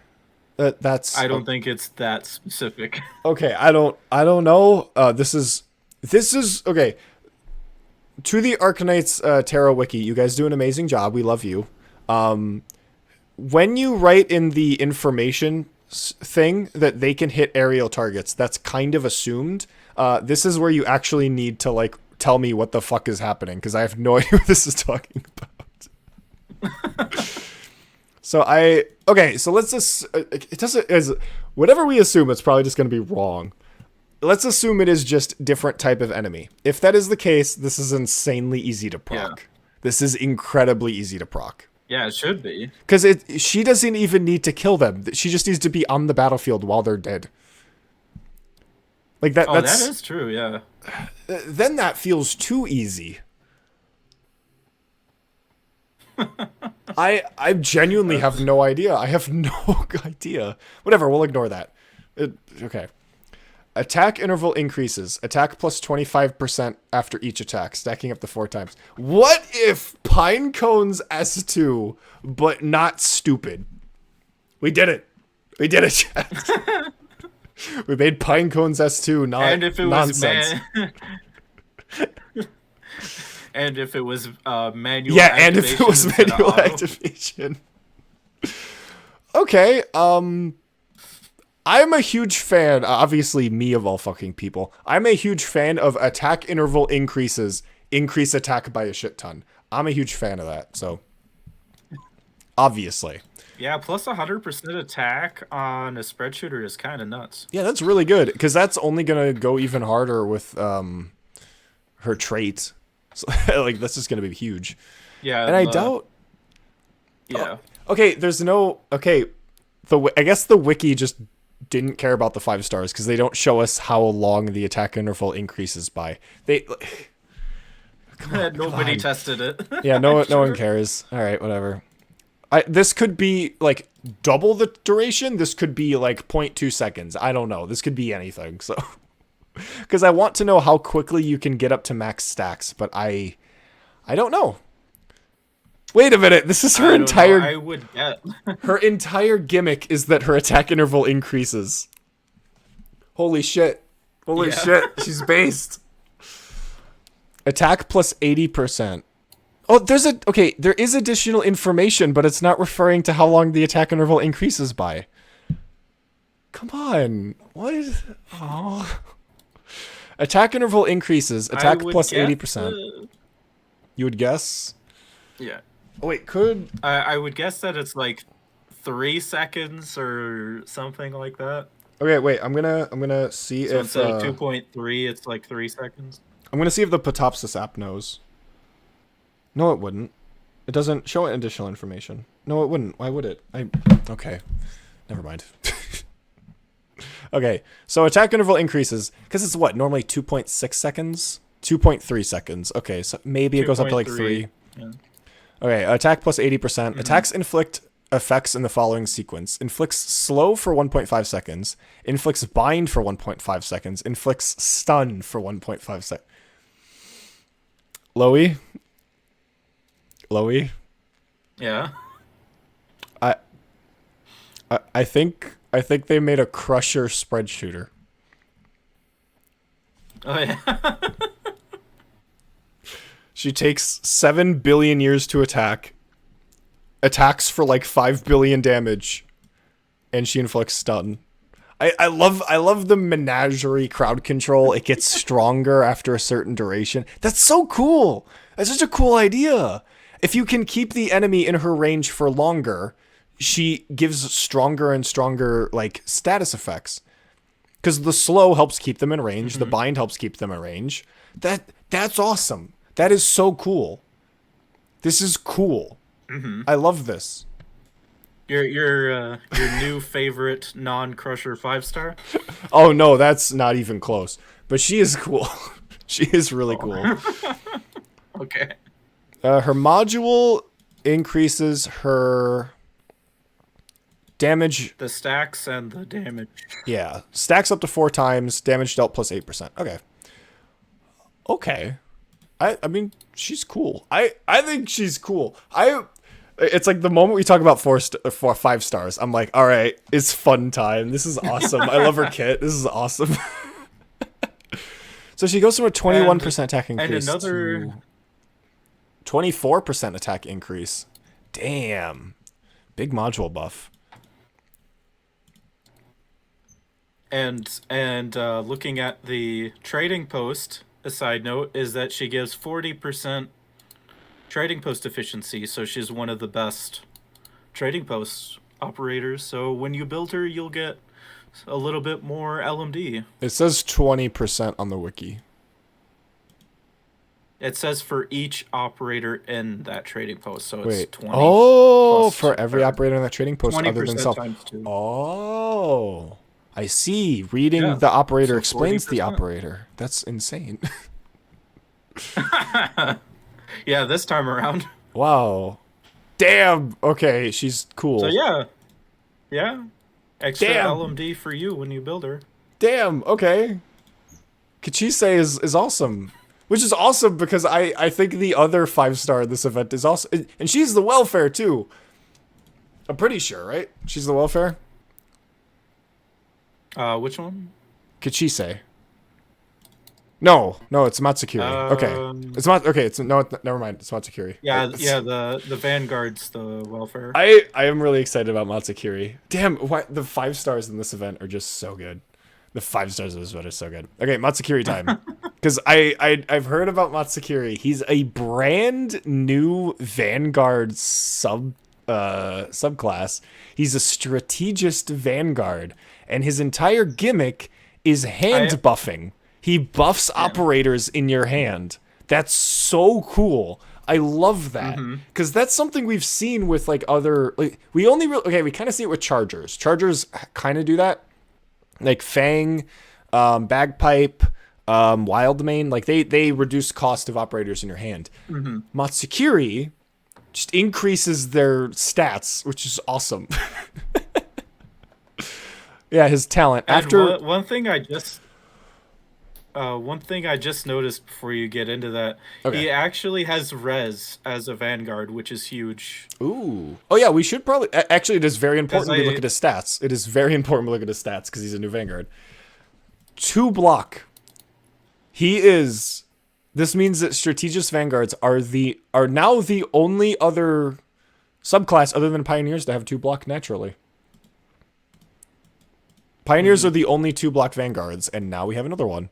But looking at his stats, it makes me kind of worry for Vanguard. Is it over for Pioneers? Because these stats are a little much. So at E2... Might be. Yeah, I don't know. Okay, so it seems to be around like 350, 360 defense. Which, okay, isn't actually that amazing. For a Pioneer, that's kind of average, but the more defensive Pioneers outbeat that out. And around like low to mid 500, like 520, 530 kind of attack, it seems. 1.2 second attack interval. So he's got Pioneer stats, essentially. He's a Pioneer.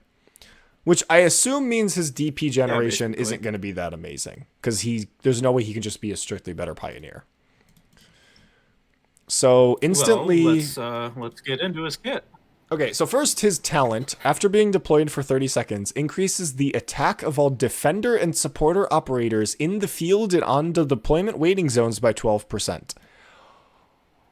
Holy shite. Okay, so normally,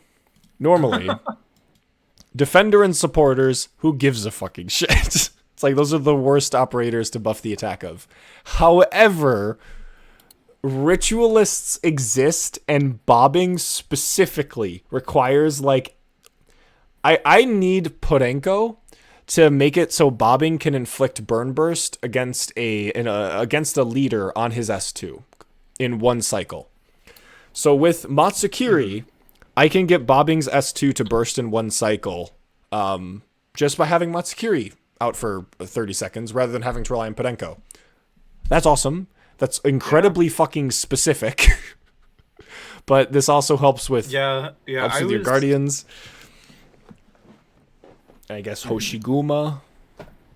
Oh, defender and supporter. Oh, fucking no duh. It's yeah, specifically defender and supporters. Oh, so Hoshiguma and Haruka. Okay, never mind. It's event. It's forced event synergy. No brain cells. No thinking. No, just roll the gacha, please, to incentivize you to roll the gacha. Well, I think I was gonna say along the similar line of thought that Virtuosa against regular enemies, non-leaders, she actually needs 2 charges to inflict necrosis. So getting 10% would actually allow her to do it in 1 charge instead. Yeah. Usually I get around this with Sculptor, so it doesn't matter, but like this as an alternative, I really like this idea. Yeah. I love how that's the first thing we jump to. It's just like, finally, like, because Ritualist, the Ritualist thresholds are so specifically designed. It's like evil. Like Hypergriff knows exactly what they're doing.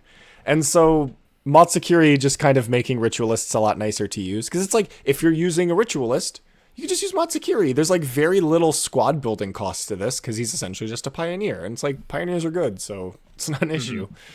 Like, what else would you... Like, I mean, there are offensive defenders, and there aren't offensive supporters. But your bards being increased... He would... Abjurer? I don't know. That's true. Yeah. Winflit, 12% more attack. He's finally good. Oh, yeah, there we go. Now that you mention it, maybe I should build him and use him for the Sculptor buff.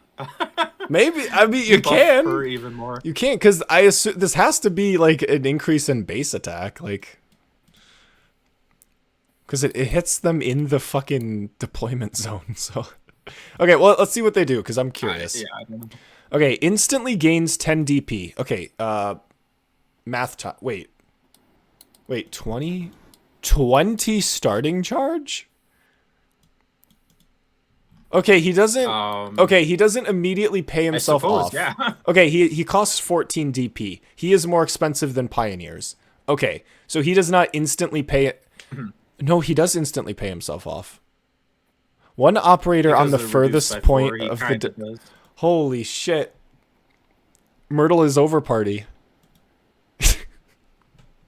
I wouldn't go that far, but He pays himself off in 10 he's seconds. an alternative. I wish I had the math for... I wish I had the Myrtle math, because I don't remember what her time to pay off is. So or her time to refund. So I don't know specifically, but it's funny that Matsukiri can refund himself in 10 seconds. That's interesting. No, I'm sure Myrtle is still better. Yeah.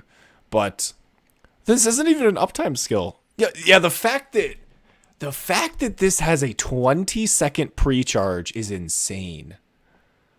That is so quick for what is essentially a Pioneer. Yeah. And, like, I get it if it's something like Texas S2, because it's an offensive skill, but, like, no, this reduces cost. That's so insane. One operator on the furthest point of the deployment waiting zone. Does that mean the rightmost side? And if that... Yeah, the most expensive operator in your waiting zone gets reduced by 4. Would they still continue to be the rightmost even if they have their cost reduced? Yeah. So then... Yeah, they do stay there. So basically, you can just, like, cheat out your biggest dude for cheap. Matsukiri kind of awesome, though. Mm-hmm. I kind of love this. Yeah, I like his design, too. He is literally just a Pioneer, except the whole gimmick is that he buffs things in your hand. Like, that's it. They just did Pioneers, but again. Okay, S2 time. Kind of, yeah. Also, no uptime skill. No uptime skills. So, okay, you're not supposed to use him in combat. He has no stat increase, period. Oh, he kind of does. Well, no, he does with S2. Oh, he does. Okay, never mind. Never mind. Gradually recovers 15 DP over the skill duration. What? There is no skill duration. Oh, 15 seconds is what it says. I don't know why they didn't put it on the wiki on the right. Oh, column, yeah, it is 15 seconds. Yep. Okay. Good job, wiki. Like, oh. Yeah, wait, I'm like, wait, this is... All right. No, yeah, it says 15 seconds up here. Okay, that's weird. Okay, so gradually recovers 15 DP over the skill duration. Attack plus 70%. Recovers 10% of max HP per second. Hoo boy. Self-sustain on a Vanguard. Myrtle stonks are going down. Holy shit. Like, now you don't need... Damn. Holy fuck. When skill is activated... Oh, wait, 10% of max HP per second. That's a shit ton. He full heals himself with then room to spare.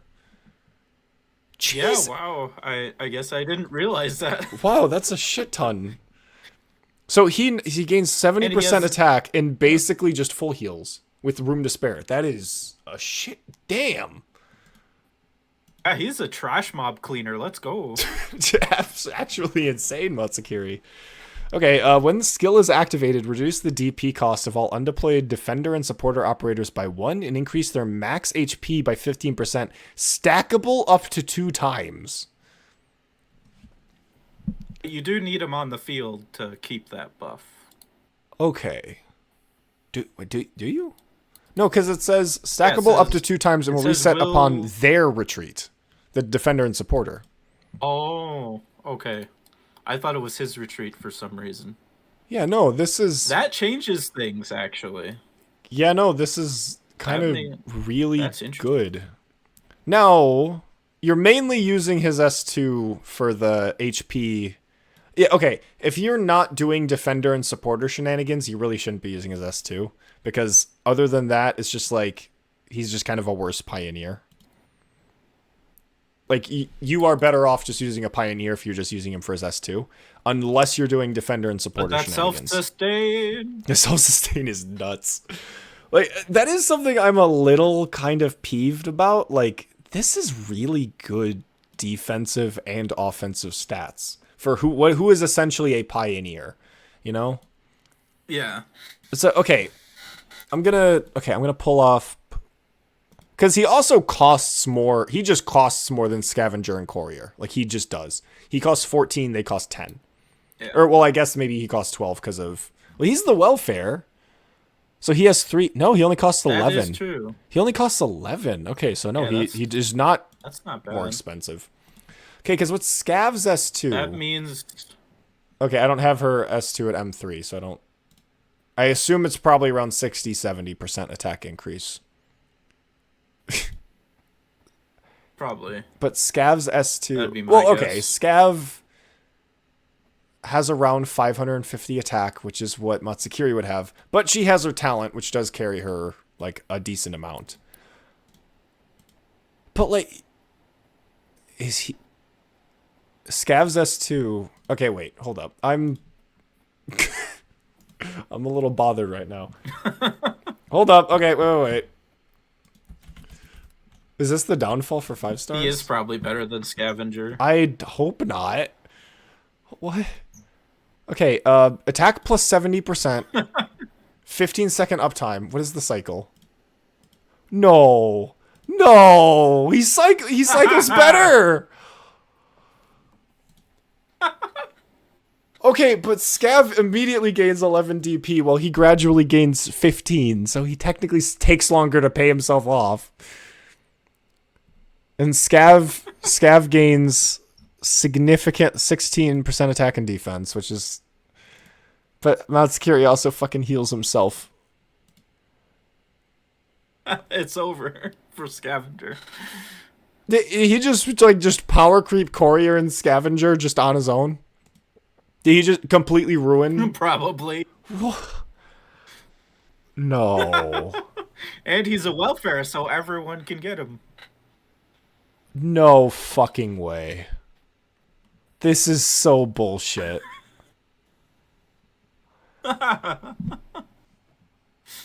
You just know for a fact that the 6-star will be everything that he does, except for all classes instead of just yeah. No, you know what? No, you just know it. No, You just fuck know it. The 6-star is gonna make something free. That's what's gonna do. It's just gonna be fucking mulesies. Oh, that's fair. Yeah.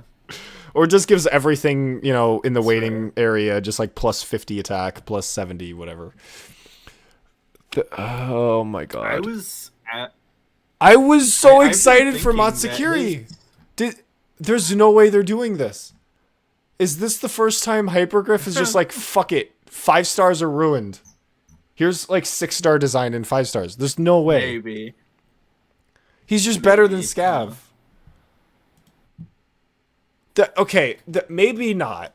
Maybe not. I don't know. I'm trying to look here. It's the same duration. He cycles better. He has lower charge. Scav takes 12 seconds. He only takes 10 seconds at the beginning. His DP recovery is gradual, which is technically worse. So Scavenger does have the upside of DP production, but he produces more DP in shorter amounts of time. Mm-hmm.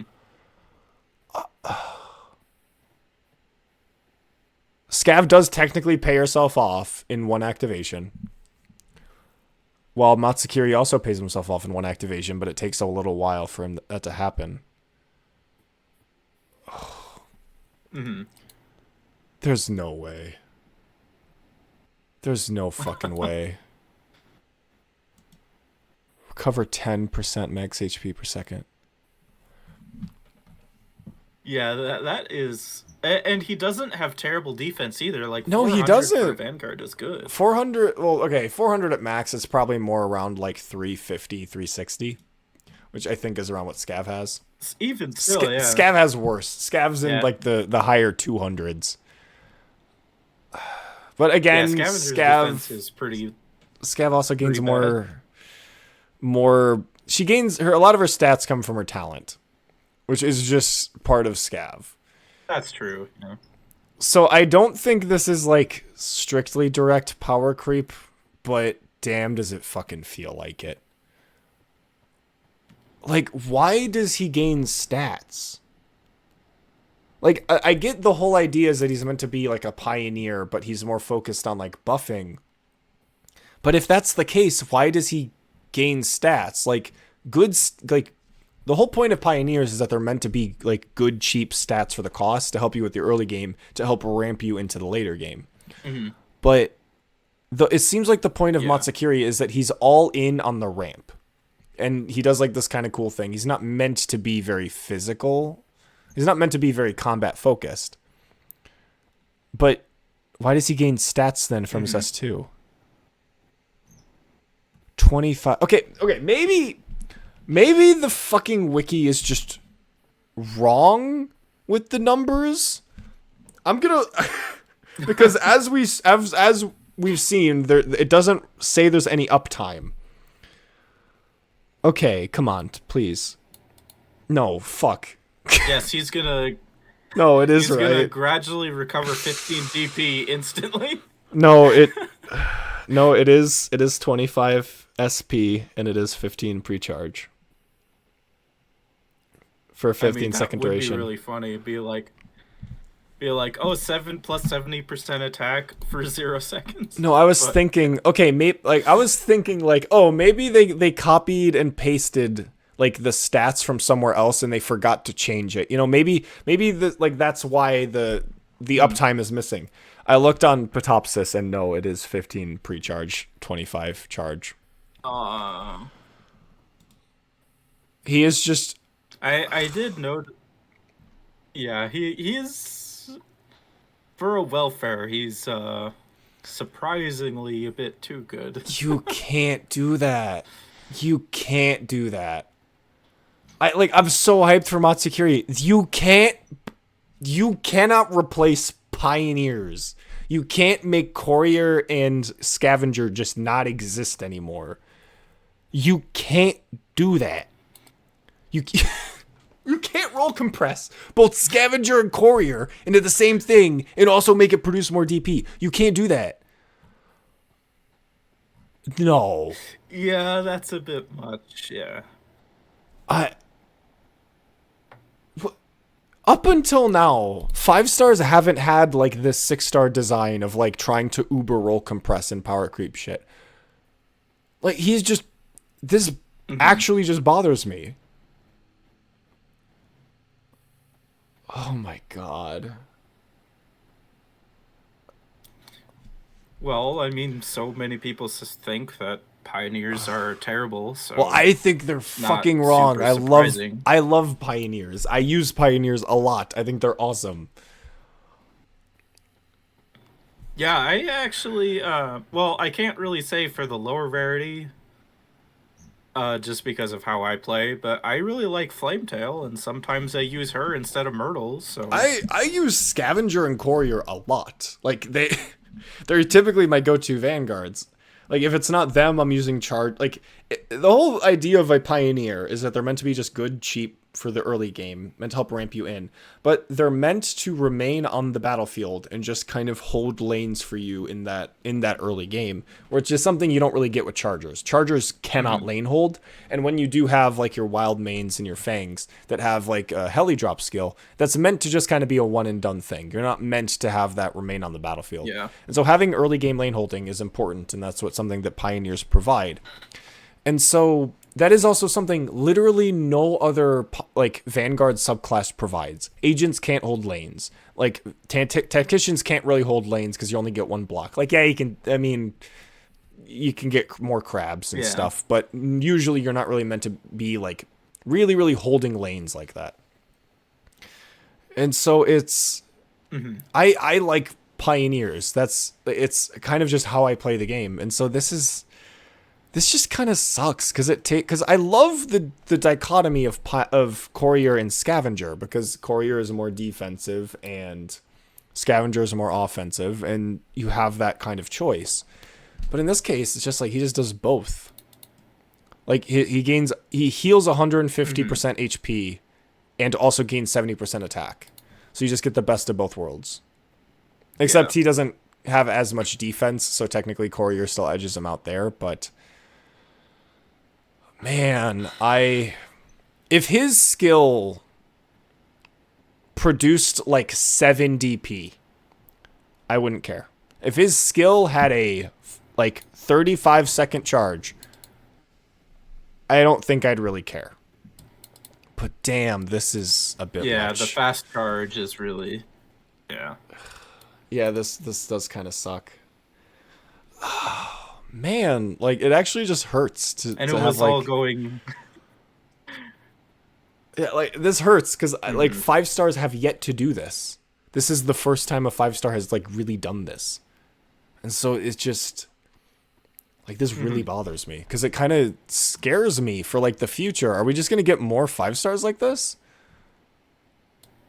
Like I hope not. Yeah, I don't know. And there's a lot of cool design space you can do Yeah. with strategist vanguards, but like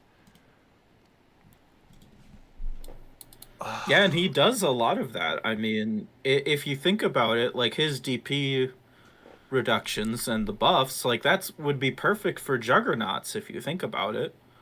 You yeah. know, like think of a Mudrock with an extra 30% HP to stack her shield HP recovery off of, and then giving her extra attack. Like that's Yeah, like I pretty think that huge. And then I same think with penance. that's an awesome idea. I love that. That's such a cool concept. Like and Hmm. you there's so much design space for that. Like you could have a like imagine if you had a strategist that cares about like attack speed, or you have a strategist that cares about like I don't like the direction operator. You can't really do that in the deployment zone, but like you could do a lot of cool stuff with the fact that you're like buffing operators before they're even deployed. But in this case, Hmm. it's just like he is just a better pioneer, and that's what kind of upsets me. His S1's awesome. His Yeah, S2, and his S2. Damn, this sucks. and I I agree with you there because I didn't really look at his skills that closely. Um, I guess I did not notice like how fast the cycling is or like I didn't correlate, you know, like the 10% max HP per second and the 70 attack. I didn't really think about it. But n now that we've broken it down and had a proper look at it, yeah, like was that really necessary? Like did he need the attack buff? Like what if he only had the HP recovery? That would have been That would interesting. have been fine. If he just didn't Then have the he attack buff, he would have been fine. Because Courier is yeah. very defense focused, and so Yeah. I'm perfectly fine if Matsukuri wants to be more Mhm. HP focused. But to me, I think that the goal of a strategist to me should be to be very focused on. Should not be to be. Shouldn't be to be combat focused. Like it feels very Mhm. flag bearer y, you Right. know. And so this like Yep. want to be offensive just feels weird. And again, you can have that, but you can't replace Courier and Scavenger. You can't. And that's what they're doing. And that's not a direct replacement of Courier, but a close one. Mhm. Man, Yeah. that just sucks. Like And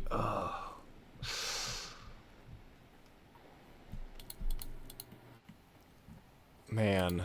and even the 5-star pioneers, um, with how fast his skill up time, like compare that to even Texas. Texas, when the game launched, was like one of the best vanguards, and now it's like, oh, she hits like twice with an AoE arts damage, and then she has like no defense, and then you have let me look at Christelle here. Christelle's defense is terrible, Kestrel? and her skill is okay. Yeah, Crystal. Okay, there's no R, it's Kestrel. Kestrel. Okay. Sorry, I don't really look at this operator very. No, that's fine. I I'm don't like do who's RA very often. no, that's fair. I'm just like, who's Crystal? Who are you talking about? No, that's fine. That's fine. Kestrel. Well, I was thinking like you were talking about courier and scavenger, and even comparing the 5 stars to this new welfare 5-star, he still looks significantly better. Like Kestrel, you need to wait 15 seconds, and she gets less attack buff Well, I guess with her talent, she technically does. Well, okay, I She don't has know a lot what... less survivability. I do have her skill at level 7, so I don't know exactly what it is at M3, so I'm not... I'm reading It's Matsukuri at M3. It's only a 10-second, like, charge to get that done. Oh, okay. So I'm sure Kestrel is probably around there rather than 15 seconds, probably around 10. Like, again, it's... But even still, It's the fact that Matsukuri is doing... He gets the same pre-charge for the very similar charge, very similar DP generation, but also gains all of these stats and more. He is just a better pioneer. And it's so bizarre to me. Because obviously they want to do more... They didn't make him a pioneer. Clearly, like... The whole point... What is the strategist trait? What does the trait say? Blocks 2 enemies and supports undeployed operators. Okay. And supports undeployed. Yeah, okay. So, very clearly, this is meant to be a new archetype, obviously. They have plans of doing this whole supporting undeployed operators thing. And I think that's an awesome idea. But I find this trampling over pioneers to not make any sense. If they gave Matsukuri 1 block, we wouldn't even be having this discussion. If he only had 1 block, I wouldn't even be talking. It's the fact he has 2 block. It's the fact that he is essentially just a pioneer that is just better. Mm-hmm. Oh. Everything else about him is so cool. But they're actually just doing like 5-star power creep. Like I can't believe this. Like this is insane. I am more offended. I am more offended at Matsukuri than I am with Hoshiguma or Haruka. Which sucks because everything about him is so cool. Yeah. Everything about him is so cool except the stupid 70% attack boost and 10% max HP restore. Oh my gosh. Mm-hmm. Okay, now I'm sad because we're just gonna end on this doomer thing. We have to. Okay. You're feeling now how I felt with Haruka, Marcel being released. Oh, Marcel. Yeah. No. I thought we were. Yeah, I thought you were gonna Delicious say. in Dungeon where she power creeps every single Splashcaster DPS by a significant margin. Yeah, but that's like 6 stars. 6 stars are supposed to be like stupid and not very well designed. This is a 5-star. No. I mean, she power crept Dusk in her DPS role, so now her DPS role is irrelevant. No, I get that because of how much better Marcel is. No, I get that, and so it's not just the lower rarity. Yeah, no, it's like I get that. It's but to me, 6 stars have been very power creepy. That's a precedent they have set for themselves, and so when a 6-star power creep something, nowadays, I roll my eyes and laugh at it for being stupid. When a 5-star does it, I am now concerned because up until now, it has just been a 6-star thing. That's fair. Yeah. 6 stars are meant to be for the gacha consumers. They're meant to be for the people who play this game as a gacha game. They're meant to be for the people who... They're meant to be premium products for the people who want the fun, strong thing. You know, the people who play the gacha game, the people who just want to play the fun, cool thing. Like, that's what they're for. Mm-hmm. The 4 and 5 stars are the backbone for what make the game the game. And so to have Matsukuri just say, hey, the entire Pioneer subclass, I am better than all of you. Like, that sucks. Yeah. I don't think I would say he's better. I think he is definitely just better than Courier and Scavenger. He's probably on par with the other 5-star Pioneers. But the fact that he's just a Pioneer but better is what the strategist subclass is just so, like... Mm-hmm. That bothers me. That really, really bothers me.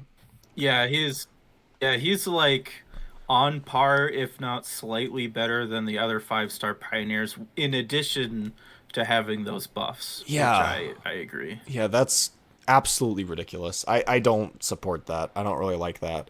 And he's going to be given out to everyone because he's a welfare. I'm going to enjoy using him. He is going to be a fun operator. I am probably going to I guess like boycott in my own way by never using his S2 for the stats. Like I'll probably just use Courier and Scav for, Pioneer stuff. I'm gonna play with him as if he doesn't have that, essentially. Cause that kind of ruins like a part of the game for me, It's like I enjoy using Courier and Scavenger. Yeah. Because they have that dynamic between each other.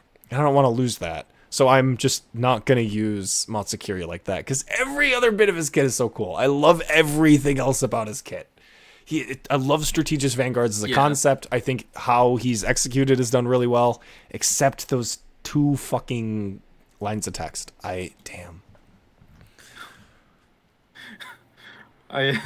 Ironically, I think we talked or had spent more time complaining about Metsu's the strategist rather than Haruka. Well, okay, because yeah, it's like I've come to just kind of accept like stupid 6-star designs at this point. I'm aware of it. Like I like it. I enjoy being impressed by 6 stars more than I dislike their designs. It's like I enjoy looking at Haruka's S3 and being like, that's actually pretty cool. And her S2 being stupid and brain dead is like, okay, I get it. That's dumb. I don't like it, but that's not something I'm really going to like care that much about. Because I don't play with 6 stars. And I've come to just accept that 6 stars are just a different part of the game. That is a different league. 5 stars are like the backbone of Arknights. They are what makes the actual strategic gameplay of it like function. And if Matsukiri is just going to power creep, is going to ruin the whole dynamic of Scav and Pioneer and Courier, like what's next? Like, what if we just get another 5-star that's like strictly better than other operator? And I know you could probably say like, Wind Chimes is strictly better Quartz. That's a different discussion. I feel like that's an entirely fucking different discussion. Like I could go on about that, but we're not. The Crusher dynamic is weird. That's a different topic for a different day. Because it bothers me. It really does. It worries me. I hope Matsukiri is going to be the exception and not the rule. And I can't say like I hope he gets nerfed, because that's not going to fucking happen. Like if it proves to anyone, what my actual motivations are, it is like retaining the 4 and 5-star gameplay that I love about, like, that's what I love about Arknights. I don't nerf things because I hate things and I think they're too powerful and too easy and I'm an elitist. No, I want to preserve the elements of Arknights that I love, and that is the 4 and 5-star dynamics. And I fear Matsukiri is a death knell that we're going to receive more of those. We're going to receive things that kind of take away that magic of 4 and 5-star gameplay. We're eventually just going to receive a lot of like 5 stars that are just strictly better than others. Like they're not focused on niche. They're just focused, or they might be focused on niche, but their niche is going to be so good, or they just will be stat crept, which worries me. Now I think, in the grand scheme of things, Matsukiri being better than Courier and Scav on one skill probably just isn't the end of the world. I think we'll fucking live. Because I do think that strategists are a really cool concept. But again, I'm a little worried. I'm just a little worried. So hopefully we'll be fine. Hopefully. But yeah. It just sucks that we have to end on a sour note. Besides... Yeah, like just to for wrapping it up, overall, other than Matsukiri. Yeah.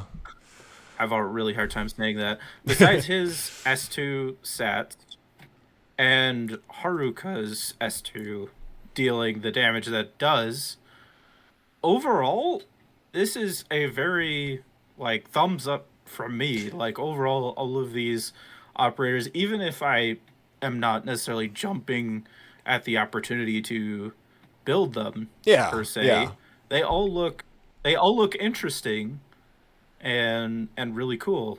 Yeah. So I am actually looking forward to this patch, and like I said, with Hoshiguma altar being like the first, for sure, summer limited altar that I'm actually interested in. Like that's also a huge plus for me because Chen altar is, I mean, there's been plenty of people talking about Chen altar to know like the general complaints about her that I would agree with. Didn't she and get? then Gaviel altar, Didn't she I get a don't I don't module? mind, but Didn't she get a oh yeah, second Chen module? altar.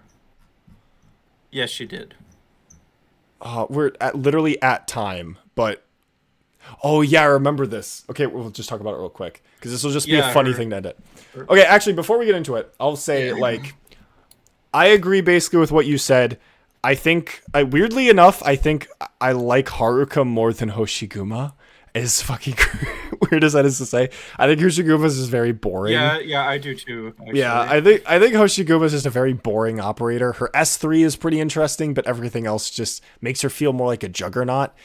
Haruka's S2, yeah, is kind of brain dead AFK skill gaming, but her S1's I don't know what to say about her S1, but her S3. Haruka is cool. I like Haruka. I think there's cool concepts. It's cool. Mm-hmm. Yeah, like besides her S2 damage, everything else about her kit is very good. Yeah, in my opinion. I guess yeah, like Matsukiri, it's like everything's great. One fucking line ruins it. Yeah, pretty much. And yeah, I'm annoyed at Matsukiri. And Kichise is the only unit I have no complaints about, and I'm genuinely excited for. So awesome. Okay, yes, Chen the Holding Day. We're gonna end on a good note by bashing evil 6 stars. Attack plus 15% and attack speed plus 12. When there is a water terrain on the battlefield, the effect becomes attack plus 28%, attack speed plus 30%. And here's the part. No, I actually clicked on skill. No, wait, come on, no, wait, fuck. Oh, the cool part. Upon skill activation, the tiles in this unit's skill range are treated as water tiles. Yeah. Which means one thing. It means one thing, Loey. Ceylon can be used on every stage now. Let's go. Let's fucking go. Yeah, I don't give a shit about her gaining a fucking 13% more attack, 8% more attack speed. Who gives a shit? Anyone who's using Chen the Holding Day is obviously, not looking to enjoy themselves. But we have Ceylon support in the year 2025. Ceylon just received a massive buff.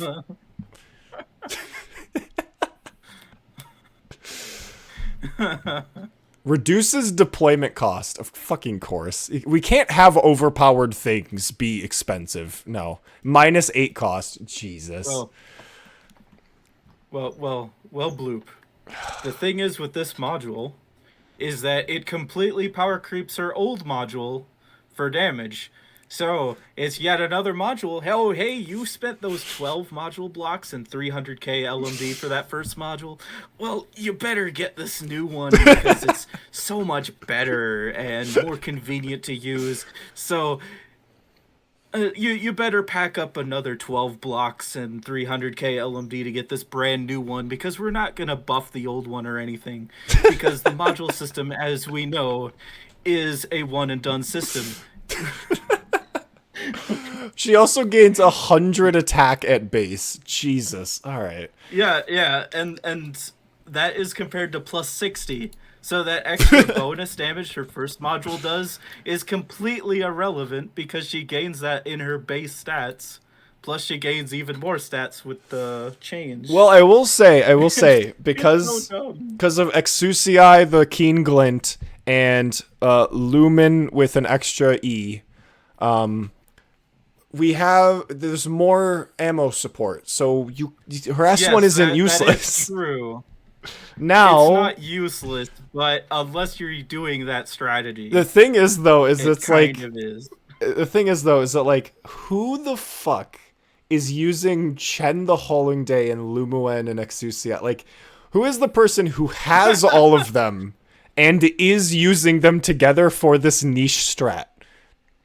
Like, Yeah, who's doing? If they have them, the stage is already completed. I don't know why they need to do this. Yeah, I know.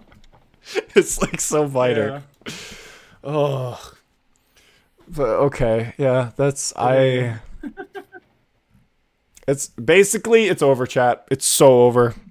Arknights is over. Party first. Enfield is not coming out tomorrow, and now Matsukiri is a looming threat on the Arknights ecosystem.